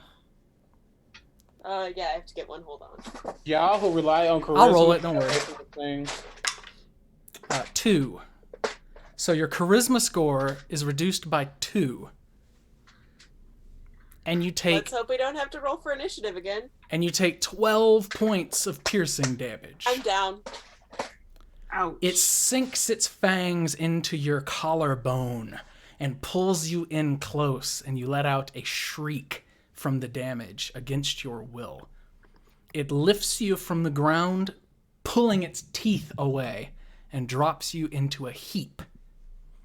It then runs from Basilisk, so you can get an attack of opportunity if you would like.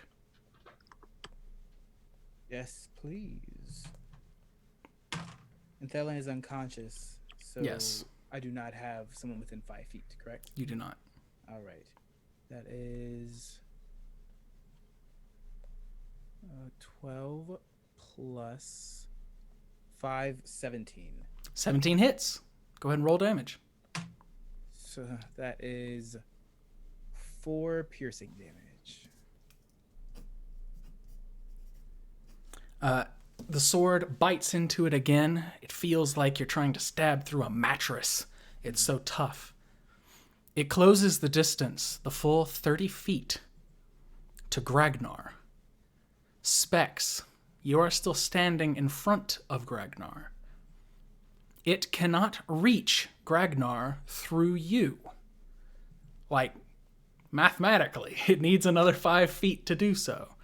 So, when it closes the distance to you in this frenzy, you see it running on its feet and its hands, almost like some kind of beast, with these legs, the knees of which bend slightly inward, like they're going to snap backwards the wrong direction. I don't like this. And it comes at you like it's trying to push wheat out of its face, and it makes one attack against you. Wait, didn't it take 2 attacks already? You get It another one? did, but it dropped below half its hit point maximum. Man, what the hell? It's okay because Justice has got us all 10 HP. Yeah. Specs, it rolled a 12 to hit you. It doesn't hit. It you Why take do you sound half so sad about it? you take half of a step back, and it swings past and rah, at Gragnar as though you were just in the way. Thelen, you are happy to see all of the staff, the remaining 5 innocent souls in this room, run. They flee through the back of the kitchen and out into the street screaming. Ash says fuck at all of you getting absolutely ruined. And oh Lord, she has Am I back something. up with that 10 hit points, by the way? Huh? Yes. Am I back up with that I now? would like to. Let's see. Oh, perfect. Just the one. So, yes, all of you gain 10 hit points from our illustrious chat. Hey, chat. Justice. Yay. Ash casts a spell. This time, without waggling her wand at all, she just kind of barks out this quick spell. And it doesn't sound quite right to any of you. The words don't actually exist, and nothing happens. She holds her arm up and throws her wand across the room in frustration and says, "All right, fucker!" and starts to think up a different conjuration for her next turn. Oh, She also, seeing Specs and Gragnar both wounded, walks 20 feet shakily forward as if to draw this thing's attention to someone else. Ash, no. Specs. For a moment, things are looking pretty weird. Then things look far, far stranger as you see the fire in the hearth behind this creature that just swung and tried to hit you look as though it is a grinning mouth, and the flames inside of it look like teeth. The flames lap for a moment, and you smell the dank, wet ozone scent of some long-forgotten tunnel. And then it is gone. It is also your turn. Do you say tongue or tunnel? Tunnel. Okay. I was like, a long forgotten. That. Yeah, no. And he's like, you stay away from Gragnar! And he takes, kind of drops the short bow and makes sure he has a hold of that, short sword as tightly as possible, and just tries to just like impale this thing through its chesticles. Give it a shot. Oh no! That is a 10. A 10 will miss. You stab into it, but it's like stabbing into a book almost. It hits its rib cage. These hard bones underneath that jut out too far to be human. It stabs into it, and you see the cloth around it kind of slide away from where your blade has hacked, and it exposes the skin underneath, gaunt and strange, and between the bones, where the flesh slides away, you can see a heartbeat, almost like you could see to this thing's spine if it were all the way unveiled in front of you. This moment, Specs, there is a sense of peace, almost, luck, that sparks up in you and everyone else in the room. You see Thelen, who you knew must be a step away from death, take in a deep breath and spit out blood and roll to her side. You see Gragnar, who was clutching this wound, kind of grit his teeth and ready this blade. Everyone seems to have a moment in which they rally. And that's the 10 hit points from chat. Nice. Basilisk. Oh, do you have anything for your bonus? Rogues are built on bonus actions. Yeah, he looks, he's like, shit, this is what I'll do. Disengage to go back a little bit. I kind of stumbles over Gragnar as those motes of energy shoot up at him. Mm-hmm. A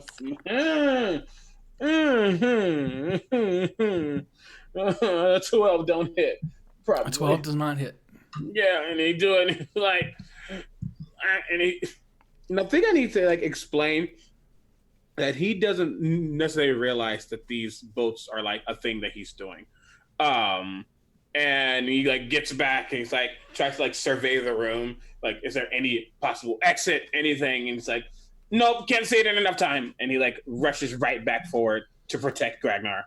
But now he's kind of like behind him, like, no, stop it. So you kind of rush forward and swap to have Gragnar's back, literally? Yeah. Okay, perfect. Basilisk, it is your turn. You're 30 feet away from this thing. So, is anyone melee with it now? No. No. Okay. Gragnar is still holding the platinum sword in one hand, I assume? Yes. 5 people run past you to your right, hugging the wall and into the kitchen to flee. You see that Savvy is all the way across the room, almost as though she's going to climb through the window, firing arrows in a big arc across to hit this thing.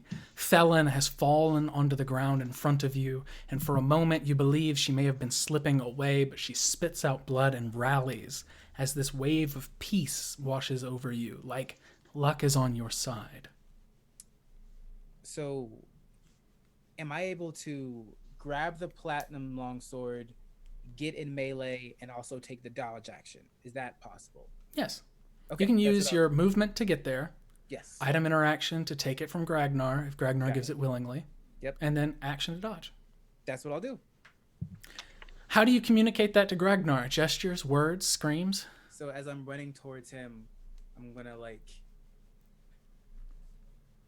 and then if he puts it out, I'm just gonna grab it and then act like I'm gonna swing, but instead almost like holding it as if I'm ready to parry. I do like a super cool anime pose to pass it to him behind my back. Nice. I like it. That brings us to Savvy. Me. I feel like I have to move up some to be within 80 feet of this gross thing. Probably, yeah. Yeah. It so moved I another will- 30 feet diagonally away. Okay, so then yeah, I will just close the distance. Sure. And with Basilisk in melee, Y'all gonna get me killed. He is also on the opposite side to where you are, so there is no partial cover or anything like that. Okay. I will still take my bonus action to use insightful fighting. So that is the contested roll. You got this. I don't got this. 13. 10. Barely. That's okay. That's okay.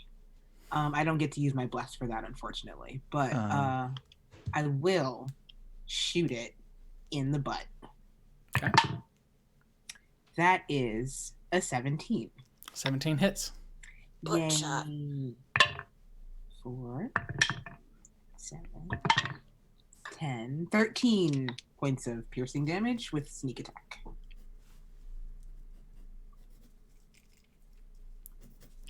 It sinks into its lower back, and you see that part of the arrow goes underneath the skin and comes out where its hip is, and that ooze kind of trickles out through the pants, the flesh that's falling away like it's rotted, and its own skin underneath.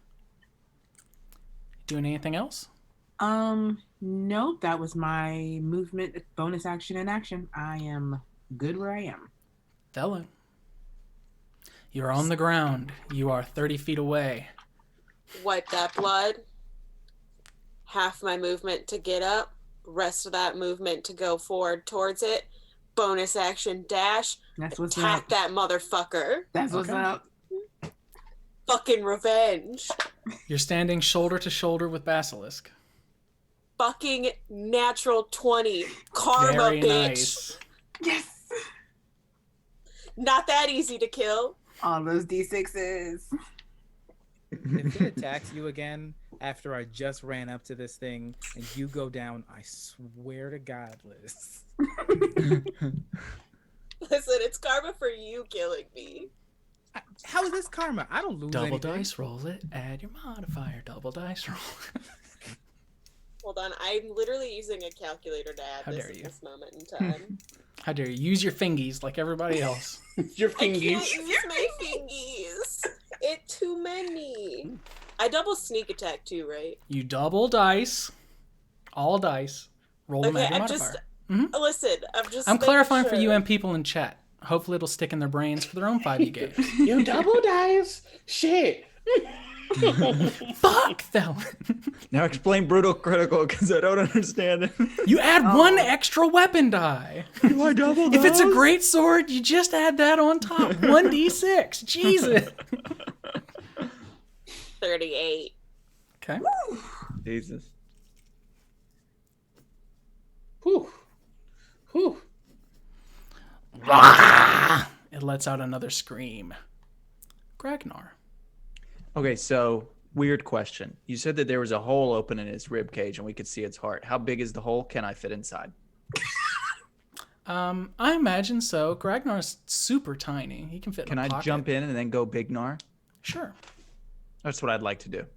No, you can't fit inside of its fucking Damn chest. it. Come on, you got my Ragnar, hopes up it's the so size much. of Basilisk. It's a normal person. Come on. It would have been so cool though, right? No. Man. Decoy skin all the way. Baby, I appreciate so you. That was excited. hilarious. All right. Well, I guess I'll just use my super awesome. I love that psychic Justice, blade. I'm just like, yeah, Ragnar can fit in a pocket. Just like, hell yeah, he can. I mean, you say no. Can I grant him inspiration for that? Because that was Oh, of fucking course. hilarious. Please take an inspiration, Justice. It would have been like the ultimate decoy skin. Now you're would the have. decoy skin. Rah! Okay. Then yeah, I guess I have my other psychic blade. I'll just conjure another one and do it again. Sure. So You doing it from the 5 feet distance, or are you wanting to close that distance and attack melee? I get sneak attack regardless. I don't know. I'd like to step in front. Yeah, just in case somebody else needs to make a sneak attack after me. I think my tactician, I need to take one for the team. So I'm going to get in 5 feet. Okay. Specs I'm is like, you literally motherfucker, 5 I'm feet trying to from it. protect you. There are 3 of you Yeah, flanking yeah. this 5 feet thing of it from 3 every time. directions. Yeah. Okay. Well, then I'll do that. We're all going to swarm him. So with my blast, I got a 3 and a 4, so that doesn't work. So I'd like to redeem that inspiration, please. Okay. Was it real? Was it real? Yes, it was real. Okay. I roll really bad. I got a 3 and a 4. All yeah. right. So So you swing out. I just kind of I go to throw it, and then you see him like thinking about jumping in there, and he shakes his head no and just drops the blade in frustration. So you position yourself, drop the blade in frustration, unsure exactly how to handle this enemy. Yeah. It attacks Thelon, who dealt it the most grievous injury. Thelon, Basilisk, walk away. it is going to try and snap its teeth over you again. Thelon, it bites you right on your face. You take 28 points of piercing damage. What did it roll to hit? A natural 20. Oh, fuck this. Can I'm you roll? dead again. Can you roll me a d4? No. 2. So your charisma goes down a further 2.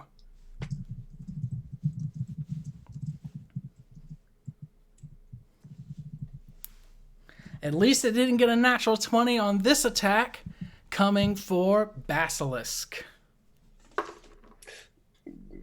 It did get a 21, though. That was with disadvantage. It did get a 21, though. Yes, that is. Can you make a Constitution saving throw? It rolled a 14 and a 15, so I took the 14. That is Constitution saving throw. Yes. 18. 18, you pass it as well. This magical energy that it tries to suffuse into you creatures is not finding any purchase at all. But you do take 12 points of slashing damage. Okay. Got it. It then says aloud in this twisted, guttural language, does anyone speak Abyssal?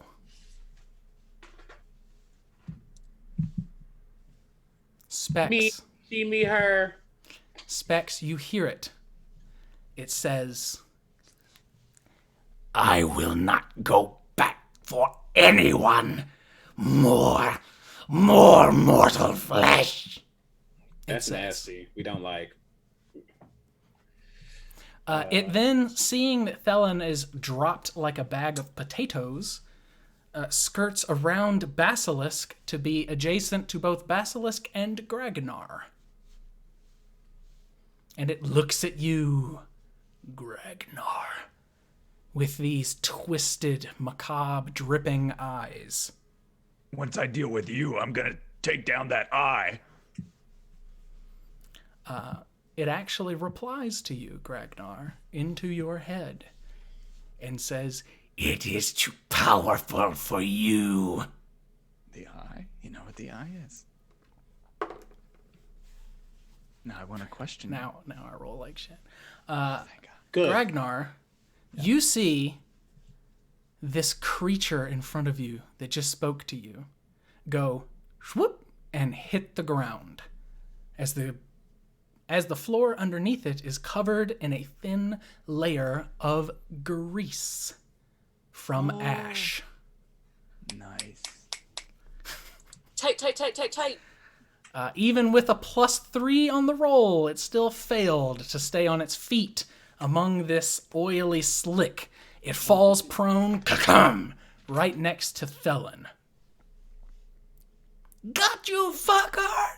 Ash screams. Basilisk. You have advantage on the roll. You have an ally within 5 feet. Are you dodging again? No. Wait. Good question. How did it just go? Because that was its turn. It ended its turn, then it was Ash. I skipped you, Specs. Sorry about that. I skipped over you. I'm trying to figure out. I was like, wait.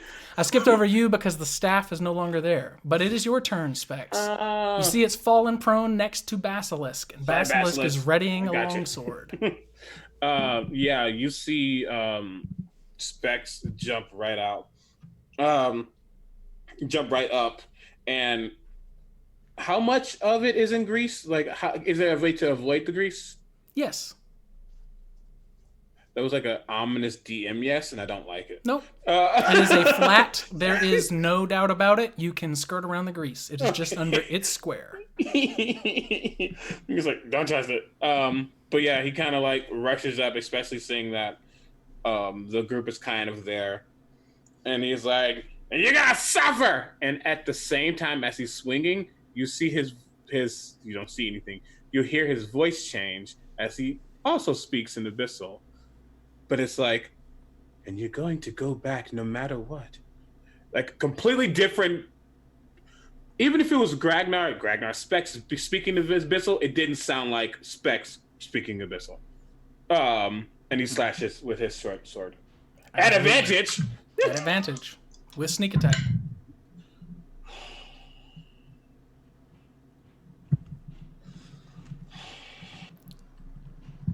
Pretty sure a 14 doesn't hit. Or maybe.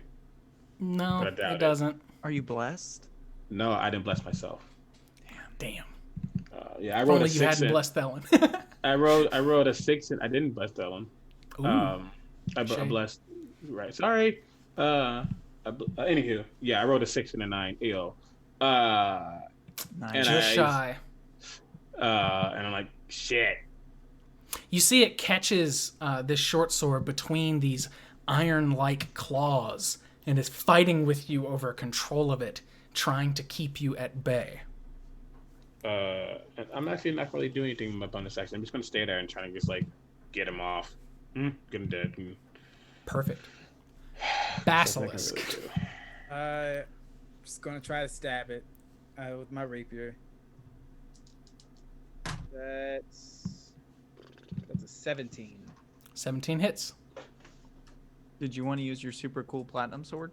No, No. because Okay. there's no point. This is all.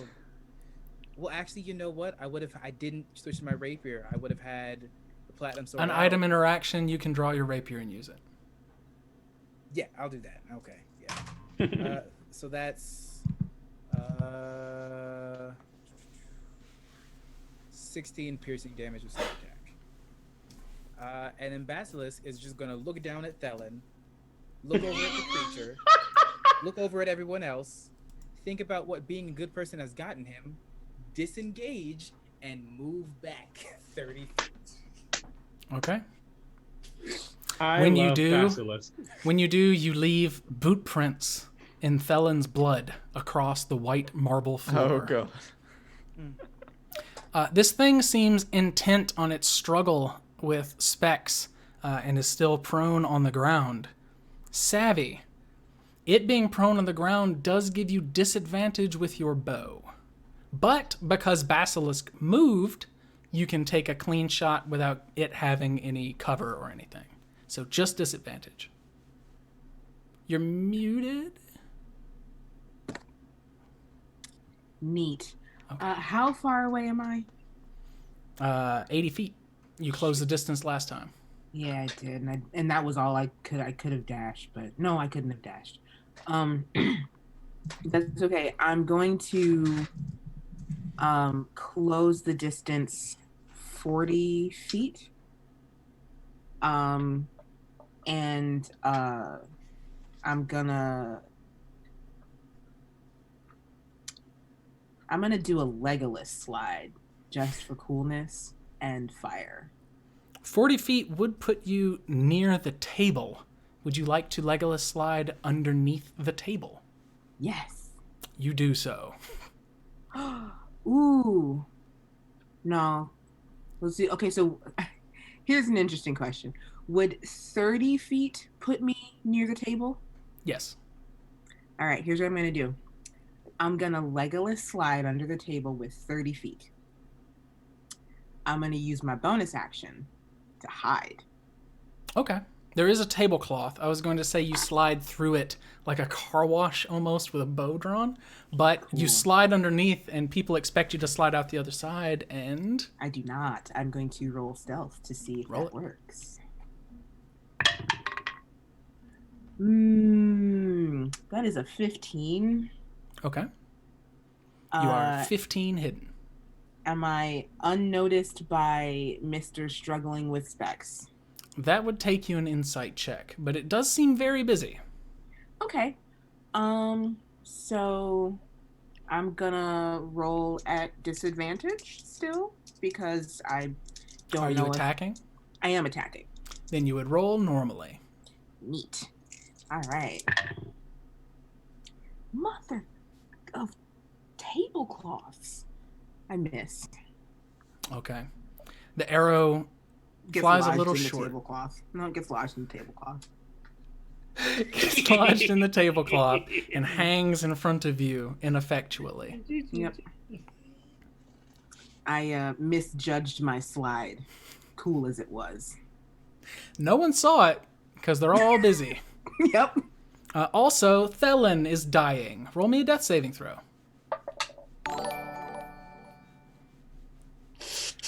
Is that a failure or a 1? Just a failure? It's not a 1. Okay.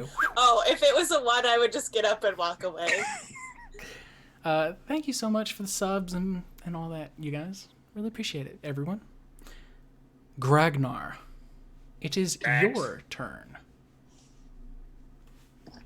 Well, we know what I want to do, but seeing as that's not an option, is Thelen near me? Yes, Thelen is 10 feet from you. I want to look over to her and, like, maybe while she's passing in and out of unconsciousness, she sees a very villainous angle and muddily hears, "You'll be all right, hang in there," as I manifest 2 psychic blades and strike again.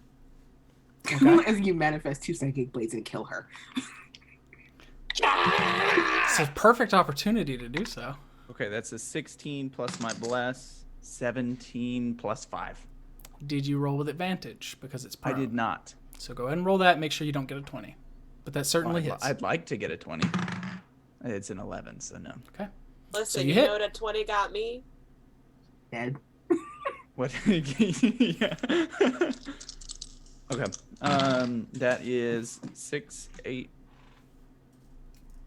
11 damage. Psychic damage. Okay.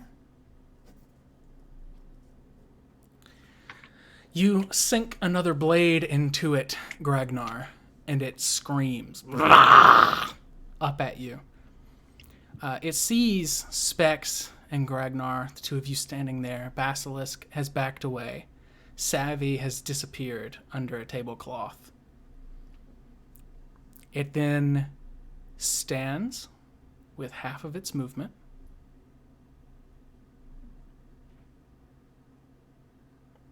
And it attacks you twice, Gragnar.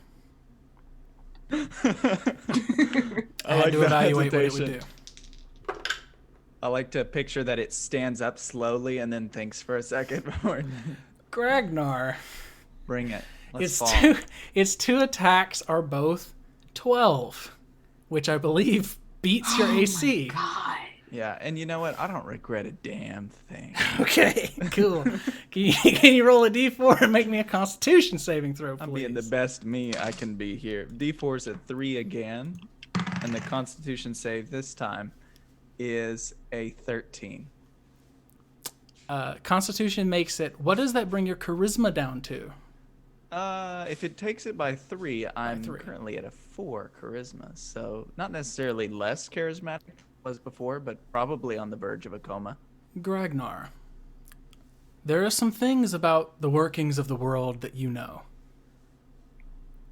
You know that if something eats away at a portion of your mind enough, it will kill you. And you believe that whatever is being siphoned from you by this thing's attacks is putting you on the verge of doom. You feel hunger, an insatiable hunger. And that look that you gave Thelen a moment ago is starting to make your mouth water. And then you take 26 points of damage. All right, I'm down. And just crumple, barely, though. Just barely. And crumple onto the marble floor. Welcome to the floor club, y'all. I probably like my tongue hangs out on your blood, and I'm like... More than likely, yes. It then turns its eyes to you, Specs, as you're the last standing vestige here. And it positions itself to put you between it and Basilisk. Just circling around you. It looks very injured.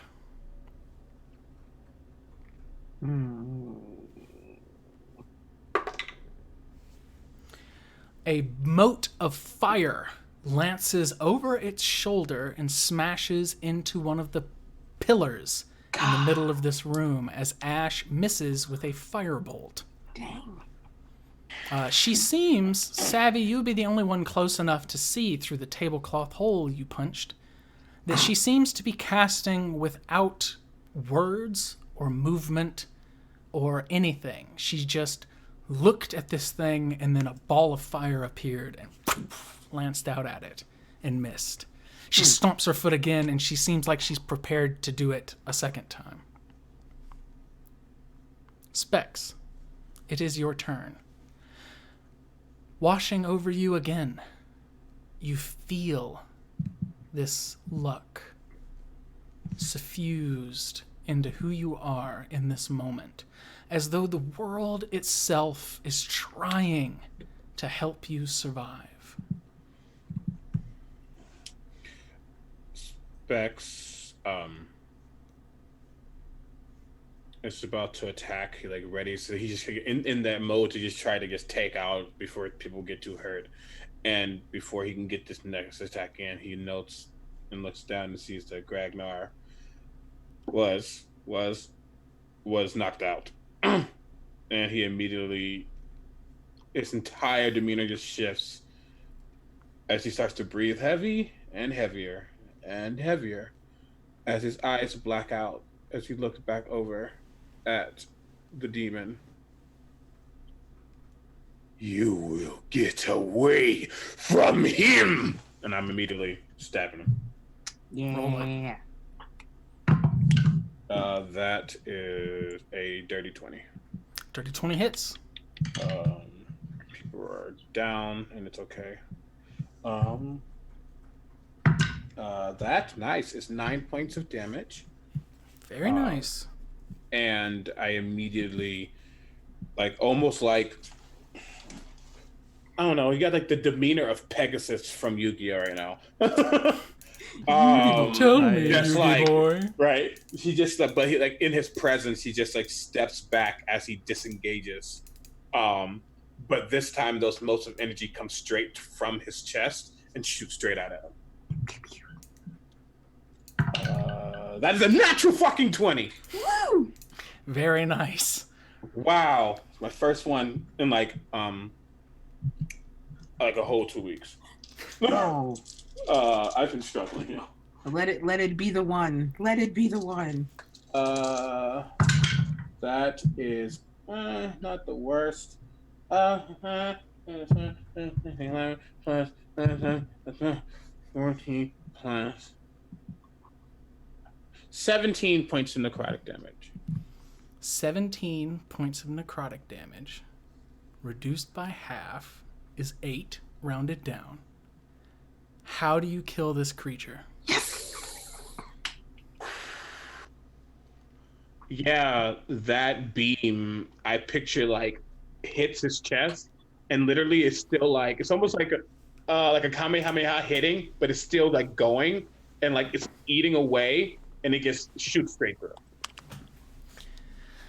This pillar of darkness that has been lancing out ineffectually, almost as a reaction, is finally thrown purposefully in anger, and it seems to bite deeply. This thing recoils from it, and the darkness pierces through its back. Savvy, the tablecloth atop you withers and falls to pieces as the shadow eats away at it when it hits the table. The creature takes a step forward, Specs, and it's clutching at its chest. And you see it does not look afraid or worried. But there's a keen smile to the human half that the demon half cannot mimic. And it says, My life is long as yours, it says to the Warforged. I will see you again. And yet you're gone now. When it falls back, Savvy, Ash, and Specs, you are the only... Basilisk, you are also there. My apologies. The four of you see the figure hit the ground and turn to ichor, this tar-like ooze that flattens out. I'm going to gross some of y'all out like a water balloon filled with mayonnaise. Ew. The skin remains of this human, this quickly deteriorating. The ichor sizzles away into nothing, including that which was wrapped in cloth in your bag, Basilisk. Gone. Okay. And for a moment, there is silence. Liz, roll me a d20. I'm very concerned. That's a 9. It is a good thing that chat deemed to gift you 10 hit points as a spark of life fights away the darkness that would have consumed your soul. Your eyes open. You take in a shuddery deep breath, and you are eyes to eyes with Gragnar, who is doing the same. Blowing hard into this puddle of your combined blood, trying to get back to his hands and knees to see what has happened. I would like to slide out from under the table and immediately run over to them with my brand new bag of medicine. You close the distance quickly. Savvy, I believe that you would see a demeanor over Specs that you've probably never seen before. This hatred, this vile contemptness. And then it passes. Okay. And then the voice, is it the same voice that I heard in him a while ago? Yes. Cool. I put that in a different brain compartment as I administer medicine to my two getting off the floor companions. Did they act differently at all? Really? Are they speaking differently in any way? Who? Specs? Or your companions? Because I never suffered from the charisma damage. So like the companions themselves. The two of you, Gragnar and Thelen, I said feel... damage. Charisma damage too. Oh, perfect. Specs, you only took 2, right? So it's less powerful in you, but you too feel the eddies of your mind fuzzy and strange, unnatural. It feels very bad. Gragnar and Thelen, you have a much deeper reservoir to pull from, but you feel that strange appetite kind of washing over you as well. Gragnar is practically tempted to taste human flesh. Gross. So close is he to this strange malady that befalls all those turned by this demon. And it does persist past its demise back to the abyss. I give like a subtle look for a moment down to the blood, and Gragnar licks his lips for a moment as he's trying to shake it. And I put my hand on Specs and thank him and tell him, "Good shot, my friend." And I call him by the wrong name in this haze for a moment. I call him Rictos for a moment before realizing what I did and saying, "Sorry, I feel a great hunger in me, and the blade of cheese, it smells worse than anything I've ever seen before." I thought you said the blade of Jesus. I thought you said the blade of cheese. I'm like, hell honestly, yeah. Definitely thought you Both- said cheese. Both the blade of Jesus probably would fill me with it. I mean, it's a demon, right? I think I need to take a moment away from all of you all. No offense. I assume that Specs has. Gosh, I had to leave real quick. That's food. And I assume Specs has regained his normal posture. But he was, even as the thing died, he was just staring at it for a while. And then, hey, I'll help you. I don't know what is going on, but yeah. Let me get you. While that conversation was happening, Thelen, you've got 14 hit points. Gragnar, you've got 11 hit points. Specs, you've got 13 hit points. Oh, I was good, but thank you. Well, Thank I'm you still anyway. patching you up. I'll take the leftovers. Did you get hurt at all, Basilisk? No. Basilisk was like, "Come get me." It's like, no. All Because- y'all had to keep running up to this damn thing. It was like she goes over to you with like bandages and like antiseptic and sees that you're fine, and it's like, oh. To be fair, Specs didn't know what was planned out. He just saw demon. So, a thing about Warforged is usually they are comprised of both living and non-living components. Some are muscle and metal and wood. Others are vines and stone. It really depends on their own makeup. And though you can do very little to repair any damage done to the metal bits of Specs, there are still ways that you can treat the living pieces. And I'm sure that you do so. Yeah, need to learn about all kinds of anatomies. If I'm like, I'm craving steak and he's like a Cobb salad right now. A Cobb salad. If that is your dream, so be it. I'll save for the main course. Nasty. A few moments pass as Savvy works diligently. Basilisk, you are not being patched up. You see, seated on the floor next to the table where Savvy came from, Ash. She is sitting with her feet flayed out in front of her, looking down at her hands and quietly sobbing. I'm gonna walk over to Ash, kneel down. You did very well.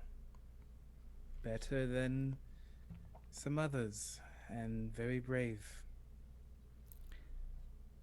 She doesn't say anything, but you can tell that she is doing her absolute best to hide tears that are welling up in her eyes at the fright of not being able to do more in this fight. And when you give these words of encouragement, she reaches out with her thin fingers and kind of bunches them up into your coat, into your pants, whatever she can reach, and just kind of pushes her face into cloth and sobs for a moment. I'll pick her up, very uncharacteristically, and a gentle head pat.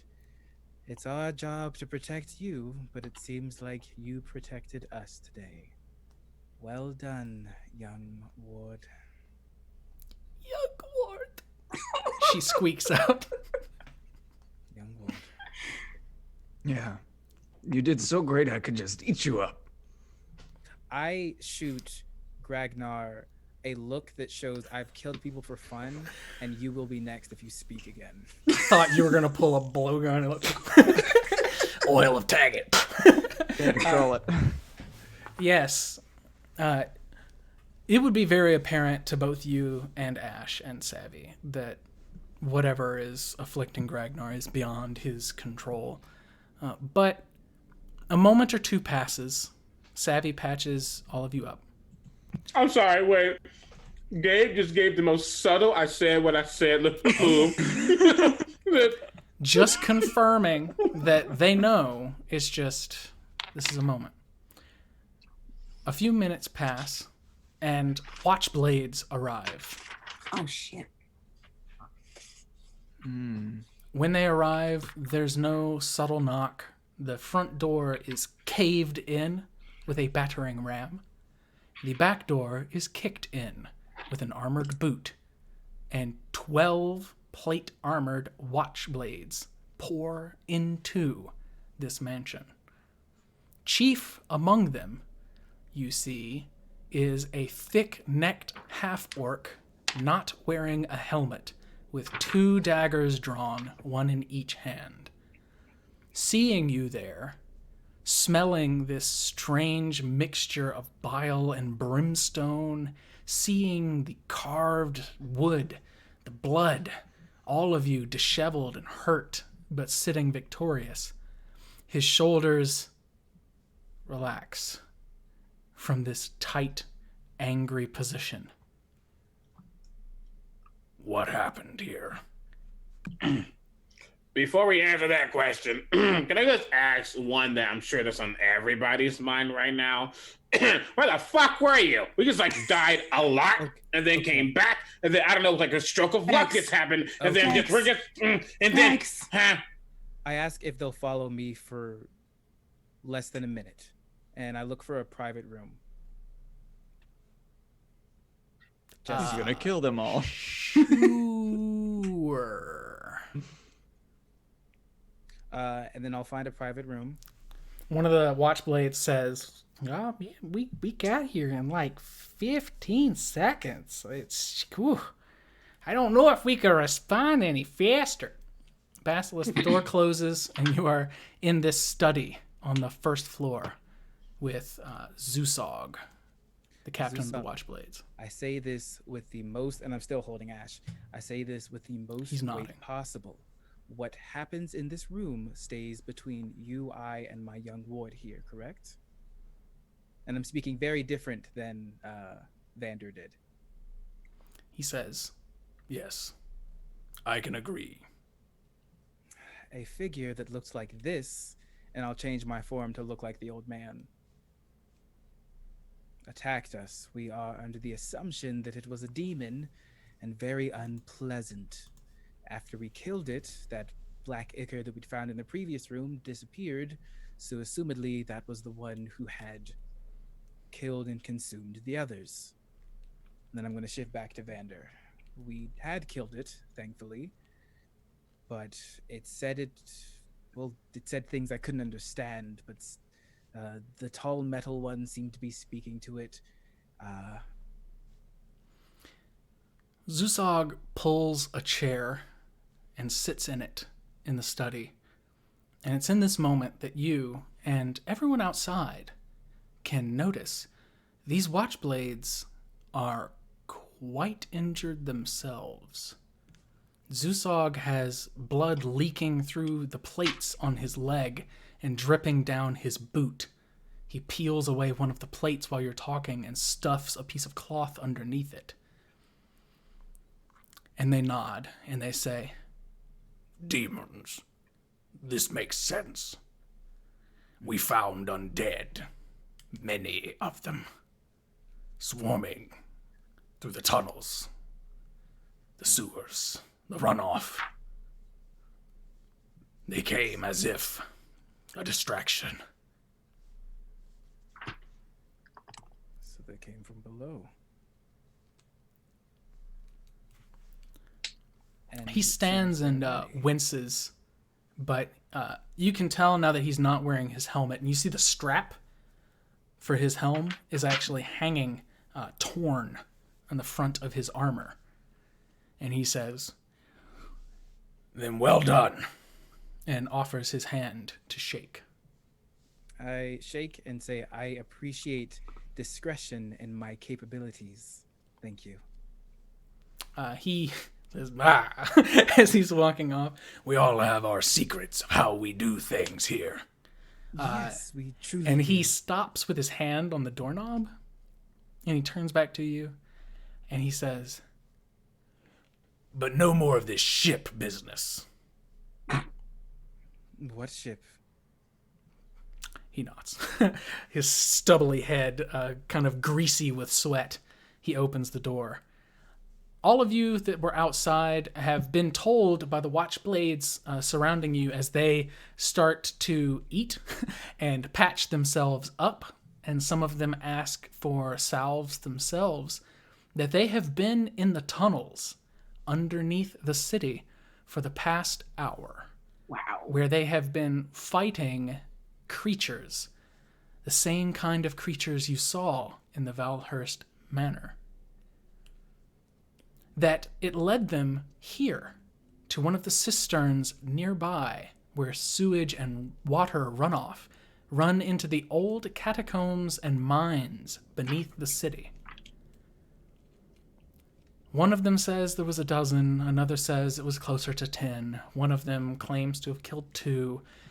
But one says, I for sure got one. How can you prove that, Murren? And he pulls out a tongue, almost 2 feet in length and spined on the end. And he says, and waggles it. And they're like, okay, you got one. Gross. Okay, that's really cute and all, and like, nice tongue thing. But so we took out this demon. It was very gross, and I guess I have a feeling that he's not dead, but who knows? But if there's more in these tunnels, is there an end? Do we have to go find them too? Is this really what we have to do? Do you guys think you killed them all? Some of the Watchblades, with their helms off, kind of furrow their brow, and they say, why would we make you go into the tunnels? Do you have a report that we could provide to someone as proof of this? We're going to need to show them that this job was done. I'm sure that the door opens and Zusog stomps out. Big anvil-shaped man. And he says, All right, mend yourselves, get dressed, and head home. And he senses that he's interrupted a conversation and says, We'll see to the tunnels. We've got 25 more going in. We'll keep checking them until we're sure they're clear. At least as far down as, Down the old town road over there. They're gonna fight till they can't no more. He stops and says, I think those are lyrics to a song. Yeah, I'm a partially But I'm unsure. minstrel. I can continue if you want. No, that's fine. Okay, I just... Well, Basilisk, Vander, I didn't know you could sing. I can't.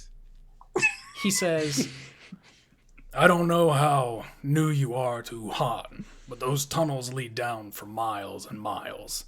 Some think they even go all the way to the Underdark. We'll go as far as we can. We have gates set along the way. We'll collapse some of the tunnels to make sure, but you can never be too sure what may come up or go down, he says.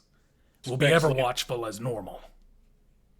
Spec just quickly leans over to Gragnar. Hey, you heard that? Goes down to the Underdark. Maybe we can have like a field trip or something? You know, I wouldn't mind that, but in my current state, Frankly, and I hold up kind of like one of the cloths from the table to wipe away some saliva from my mouth. I don't think right now I do actually need that rest. Okay. Yeah, we can go later or something. I don't know. as you're speaking, a salami salesman walks by outside and screams, "Collapse all the tunnels!" And Zusog says, That would destroy the city. and the salami salesman goes, "Oh, okay," and keeps walking. Gonna follow that guy. Don't try me, chat.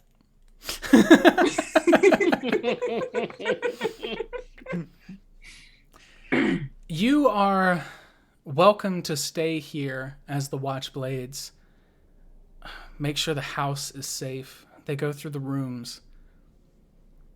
The Viprin lineage is long enough that this house will pass to someone else in the family now that the Lord is dead, though he was a single man, a widower. And some time passes. Zusog tells you that you are more than welcome to take rest and leave to do whatever it is you wish to do in the city.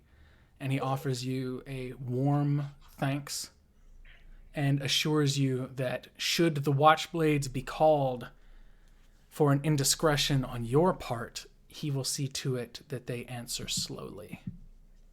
Nice. Yeah. Commerce, He says. it's what makes this city operate. And he nods. Thanks. Savvy will remember this.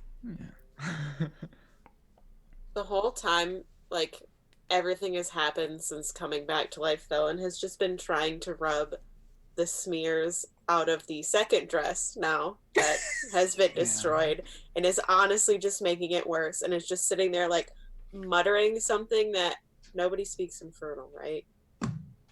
Ash does.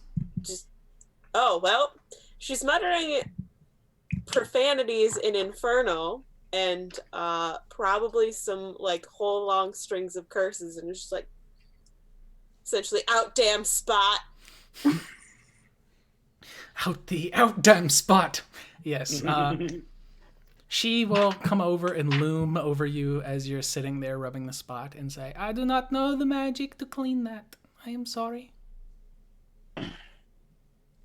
But my master does." Oh, that's a good question. What happened to the eye? Gragnar, you turn and look to the eye that you did not see but felt. And it is gone. No longer in the decanter. Or the carafe. I'm gonna go stalk that salami man. Seems like a good substitute, frankly. After he was rebuked, he did not return and is difficult to find. Can't catch a break. You need some salami? I mean, I'm sure we can find some at the Angry Beaver. That sounds great. We could just raid the kitchens here. It might be Zusog covered says, in demon stuff. We probably shouldn't steal from the recently departed. Hold on. Recently departed who just tried to kill us twice. To be You fair, said it wasn't him. He looks at Basilisk. he's probably been dead a while. Oh, you know, we were invited to a freshly slaughtered goat not long ago. I bet it's still hanging. What the hell is wrong with all of you? We have our own money. We'll just go buy food. And I walk over to Thelen. I'm sorry that your dress is ruined. I'm glad you didn't die. And I'm going to cast prestidigitation and clean your dress. Can we just get the fuck out, please? Yeah. Yeah. Yeah, let's do that. Savvy's kind of stunned. Yeah. actually. Come, Ash. Are you hungry, Ash? No, I'm quite full of cheese and wine. You know what? Would you like more wine? Sure. All right, She's- let's go Ellen's get gonna wine. grab the blue elf wine off the table as long as it wasn't dislodged. No. Cool. The tablecloth is melted away as though the living fibers that were made to comprise it withered and perished again. I give one last look to the corpse Did of the that maid. wither and perish? Nope. Yes, the bisected maid is covered with a sheet by the watchblades and then carried out afterwards. Is let's consider if we came here and were almost attacked by a demon and there's a horde of demons, should we really be sitting eating food in a place where one just died? No. And I'm gonna walk outside. This is sound logic. I will follow Vander. I also follow Vander and Ash and Savvy, holding my wine. Still, like, very confused and very enthralled with my suddenly clean dress. Bex is going to look at them walk out, like starts to walk out, but then looks over at the fireplace. He just kind of go back over, I guess, and make sure like nothing's actually in there because he's stuck with these visions and he doesn't like it. The fire is still sputtering. He And sticks his hand in. the lapping flames burn you like normal. But the stone is wet, like condensation on the stone inside and around the fireplace. And you still smell that earthy, no sunlight, old smell. Is Zusok still in there? Mm-hmm. Specs just looks over. I don't know if you watchmen guards things know any holy folk or anything like that. I would either try to get this thing consecrated or I don't know, just like blow it up. Anything. I just something's off about it. Just wouldn't want that leaving. Yeah. And he just walks out. He says, I'll contact the Temple of Timora. Great. Yeah. And if another demon comes out, I warned you. Okay. where do you all go? Hey, back to the Angry Beaver. Angry Beard. Oh. 1000% the angry beard. I'd like to stop by a temple on the way home and maybe get blessed or something. After an hour passes, Gragnar, Thelen, and Specs, your charismas return to normal. Oh, thank goodness. The damage seems temporary, and your minds eventually settle.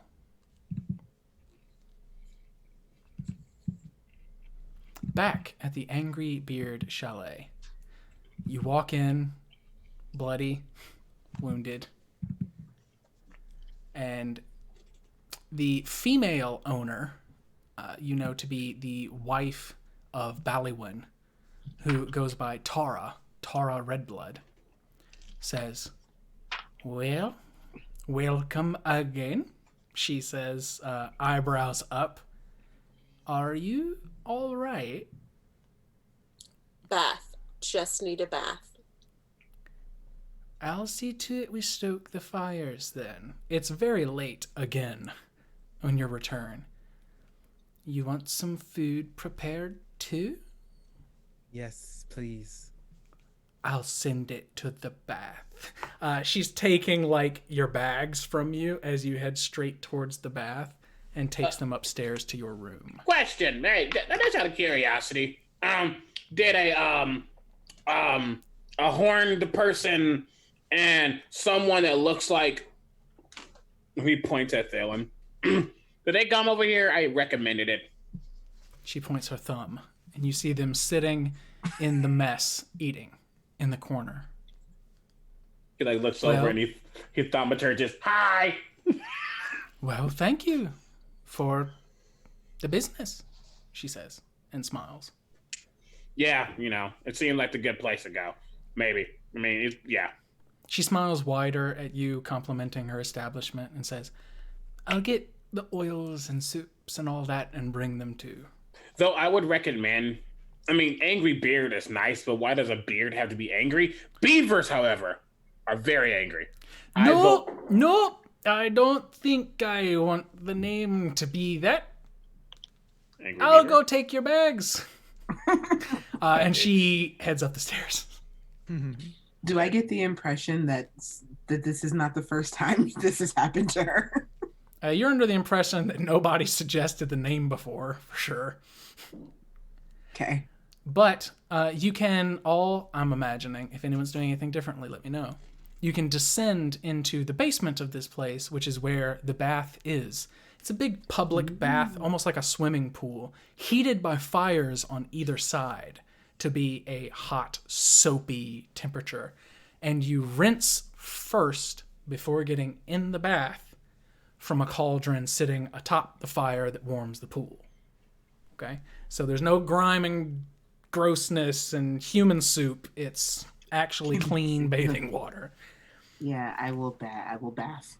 You will bath. Perfect. Specs does not. Oh, that's perfectly fine. Would you like to do something else, or would you like to be down there as well? Yes, I would. No, I won't. Yeah, he can go. No. Specs is just, metal hunk and water is just not a thing. You can clean off separately for sure. Exactly, and you can use some of the bath oils too. Exactly. He looks for the oils. He's like, oh, that's nice. Man, you smell fantastic. Basilisk, what are you doing? I'm going to leave Ash here and say, I'll be very quick. I'm just going to go for a nice little walk. She sits at a table and says, 5 wines. There we go. You want the bottle? Bottle of wine. She's already a little sloshed from before. Oh, poor girl. We'll join you when I get back. And then I'm going to go out into the streets and look for someone that is trying to rob someone else, and then I'm going to beat the hell out of them. Fucking superhero. No, he is angry, and it's better if he takes it out on a bad person. Perfectly fine. You can easily, knowing your background and your specialities, find all kinds of larceny in the city, particularly in the dock ward. I'm just going to find someone that stole from another person. I'm going to follow them non-lethally, injure them, and say, if you steal from more people, I'm going to take your toes. The probably 3/4 orc, this huge individual who was casing this joint, lies battered and broken with a flat nose. All right. Good. He scurries back, climbs to his feet, and runs for his life. And I kind of crack my neck and crack my back. My neck, my back. And then I'm going to shift actually again. I'm going to shift into an elven woman with longer ears, long black hair, sharp features. That's better. Where did you see this woman the first time? Years ago. At a flower shop, a bakery, on the street? It was a partner of someone that I had taken out previously. You can smell the smoke, the hard cigar smoke from the things that she chose to enjoy by the fire. That brandy smell after a night of her relaxing in a leather chair. And just for a moment, it washes over you when you take the form. I am so tired of being called a stable boy. And I'm going to slowly saunter my way back to the bar, give Ash a little wink, make sure that she knows it's me, and then just I'm drinking. Before you arrive, Basilisk. Boy. Ooh. As you walk down the empty city streets well after dark, the air district looms overhead and spins slowly as it always does, like a mobile. These earth motes shift and move in a mockery of motion. They stay more or less centered, but it always makes the room and the world spin when you peer out and see them. It's overcast tonight, but the moon is very bright and piercing through the clouds overhead. It illuminates the cobbles and all of the walls around you. But for a brief moment, as you're approaching the Angry Beard, you see the lights in the windows, you hear chatter from people inside. You cannot help but feel as though you are being watched. Intently, carefully. This has happened so much. I stop. When you look around, you don't see anything for a long moment. You're expecting a contact, a contract. You're expecting normalcy. What happens is not normal. In front of you, appearing as if an apparition, there is a shape bloop, that reveals itself, floating at chin level in front of you, a little bit over an arm's reach away. It is the size of a grapefruit with 4 eye stalks climbing from the top of it, each one ending in an eyeball with a round pupil and no iris. The orb has a central eye that looks at you, split in two and square like a goat.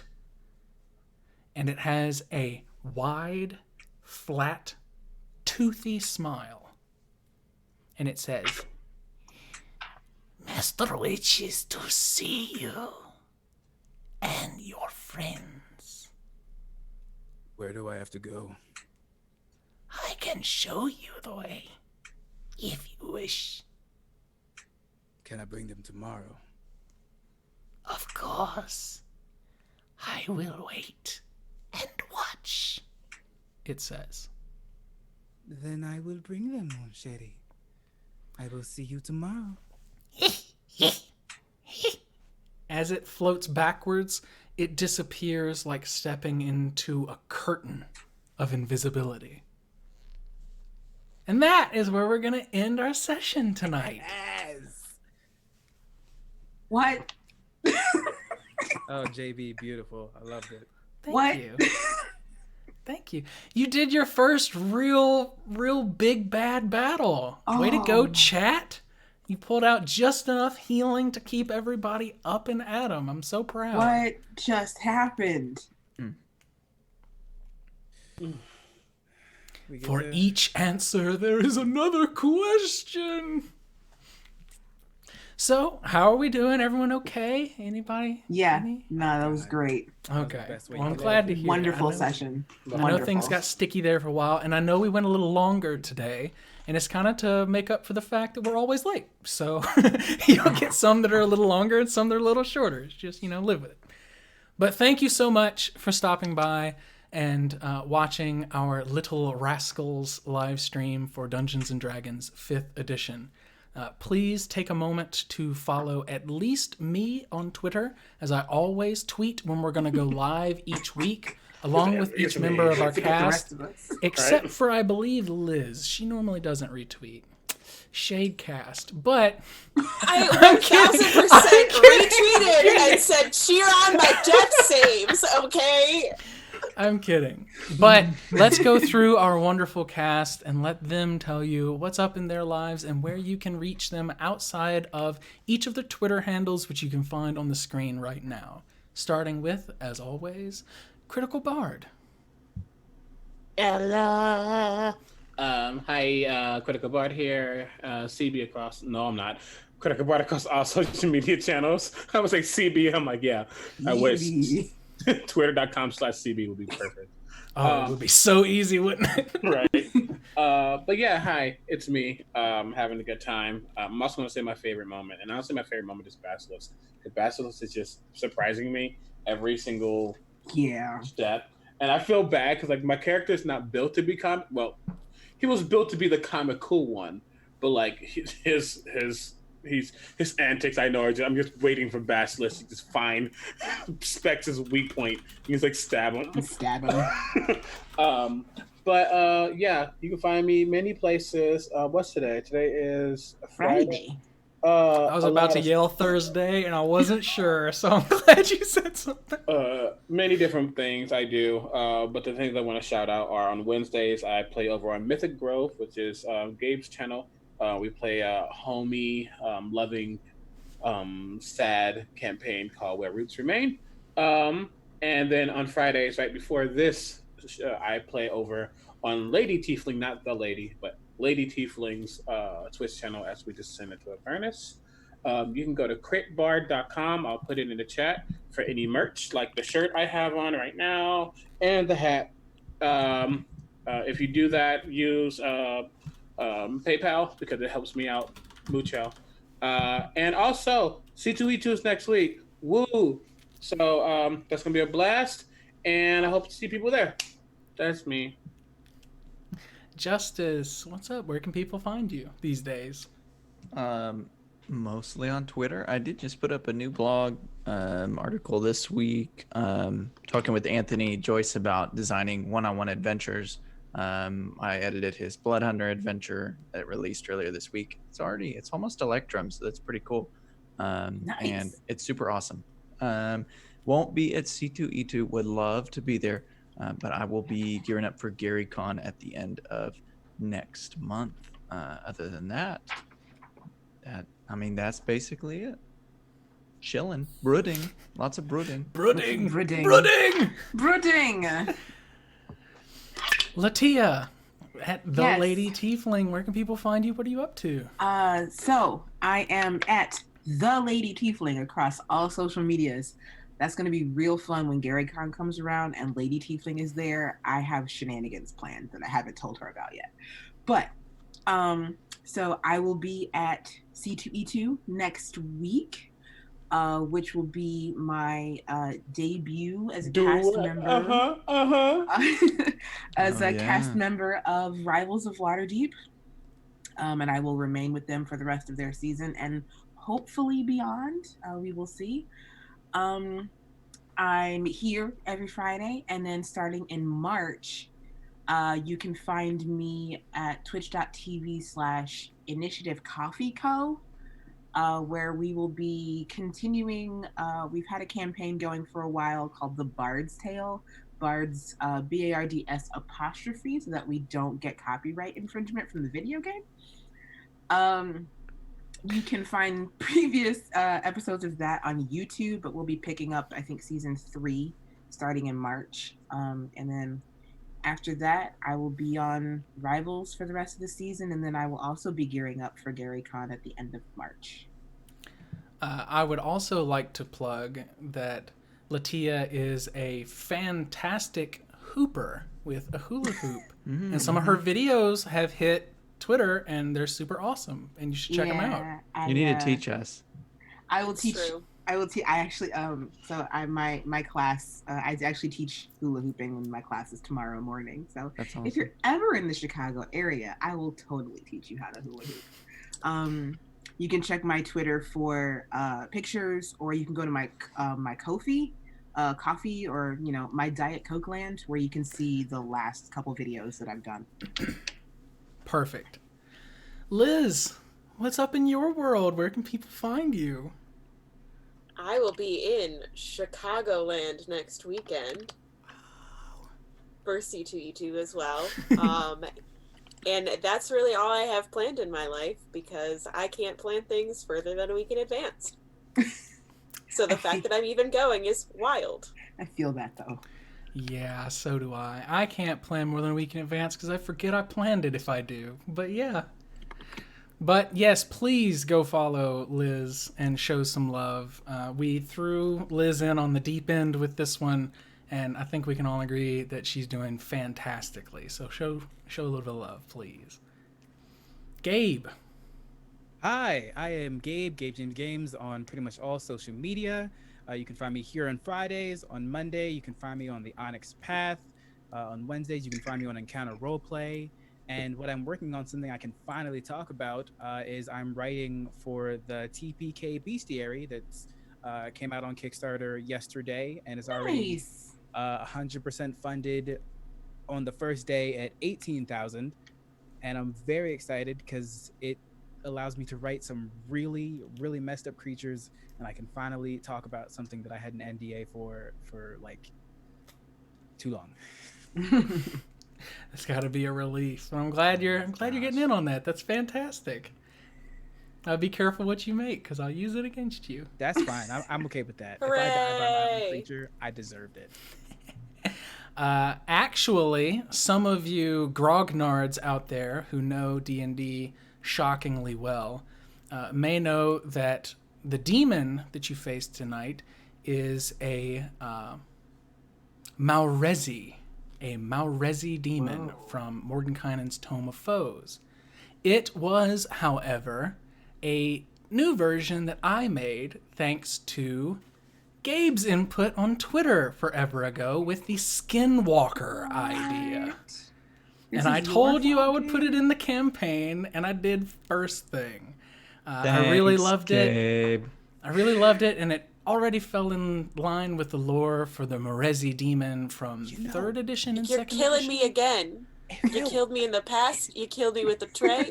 It felt really familiar, and that's why I was like, wait, like I should have known that this is the kind of thing that happened. I've thought about this before. That's why. The skin. That's amazing. I have been your Dungeon Master, JB, at Drop the Die everywhere. Please come and follow me on Twitter so you know when I'm going live. I have this show, and every other Wednesday, including this coming Wednesday, I descend into Avernus with the Venture Maidens, and we are actually in hell this week. We saw El Terrell with our literal eyes last time. Go to hell. We're going to get to explore that space together. You can also find a lot of my writing on DM's Guild, and recently I was published in Encounters in the Savage Underdark. I have 4 NPCs and adaptable NPCs 2 coming out very soon, and I'm currently writing for Almoon's Almanac. We're doing a bunch of cool adventures and stuff like that set in the forests and stuff around Faerun, not on the Sword Coast. So if any of that interests you, including forests near the city that we're currently in, Yhaunn, check that out. And I'm also going to be debuting another show soon, every week or every other week. I'm not sure which one I'm going to be able to handle, based on the Blood Hunter one-shot that I was sent from Anthony. And it's going to be so fun to have one person on board, a one-on-one session, and it's going to be very new user-friendly. So go ahead and give everyone on here a follow and shout out how much you love them, because we sure as hell love you. And thank you all for coming. Like to take a moment to, I know you don't use Discord as much, but JB has a Discord that that you should come and join. The Discord is not super active, but I would love for it to be. And the first session that we ever had of this game, we actually had people hanging out in the voice chat doing kind of commentary, asking questions. I'm hoping to get a few of you veteran DMs out there into the chat to explain things and explain roles and get people interested in the mechanics of how the whole thing works to get these newer players involved. And whatever. And then I liked the whole thing where when like things were happening, we were like on our turns. We were like when it wasn't our turn, rather, we were like explaining things in chat. I really like that. So we should do that more. Absolutely. Feel free to use the chat as much as you like. I will always give you a recap if you need one in your turns. It is not a big deal for me, okay? But thank you all so much for coming. We don't want to take up any more of your time. We will see you again next week for episode 7. Are we on 7? Are we going to see each other? We might not be here next C2E2. week. Oh, yes, C2E2. What are we going to do? We may be skipping. We will inform all of you what's going to be happening on Twitter between now and then. But we will continue this story up until episode 10, take a short break or an interlude, and then we will continue on from there. So if you enjoy what you saw today, leave us a comment, come to Twitter, tell us you love us, and we'll see you next time. Bye, everybody. Love you. Bye.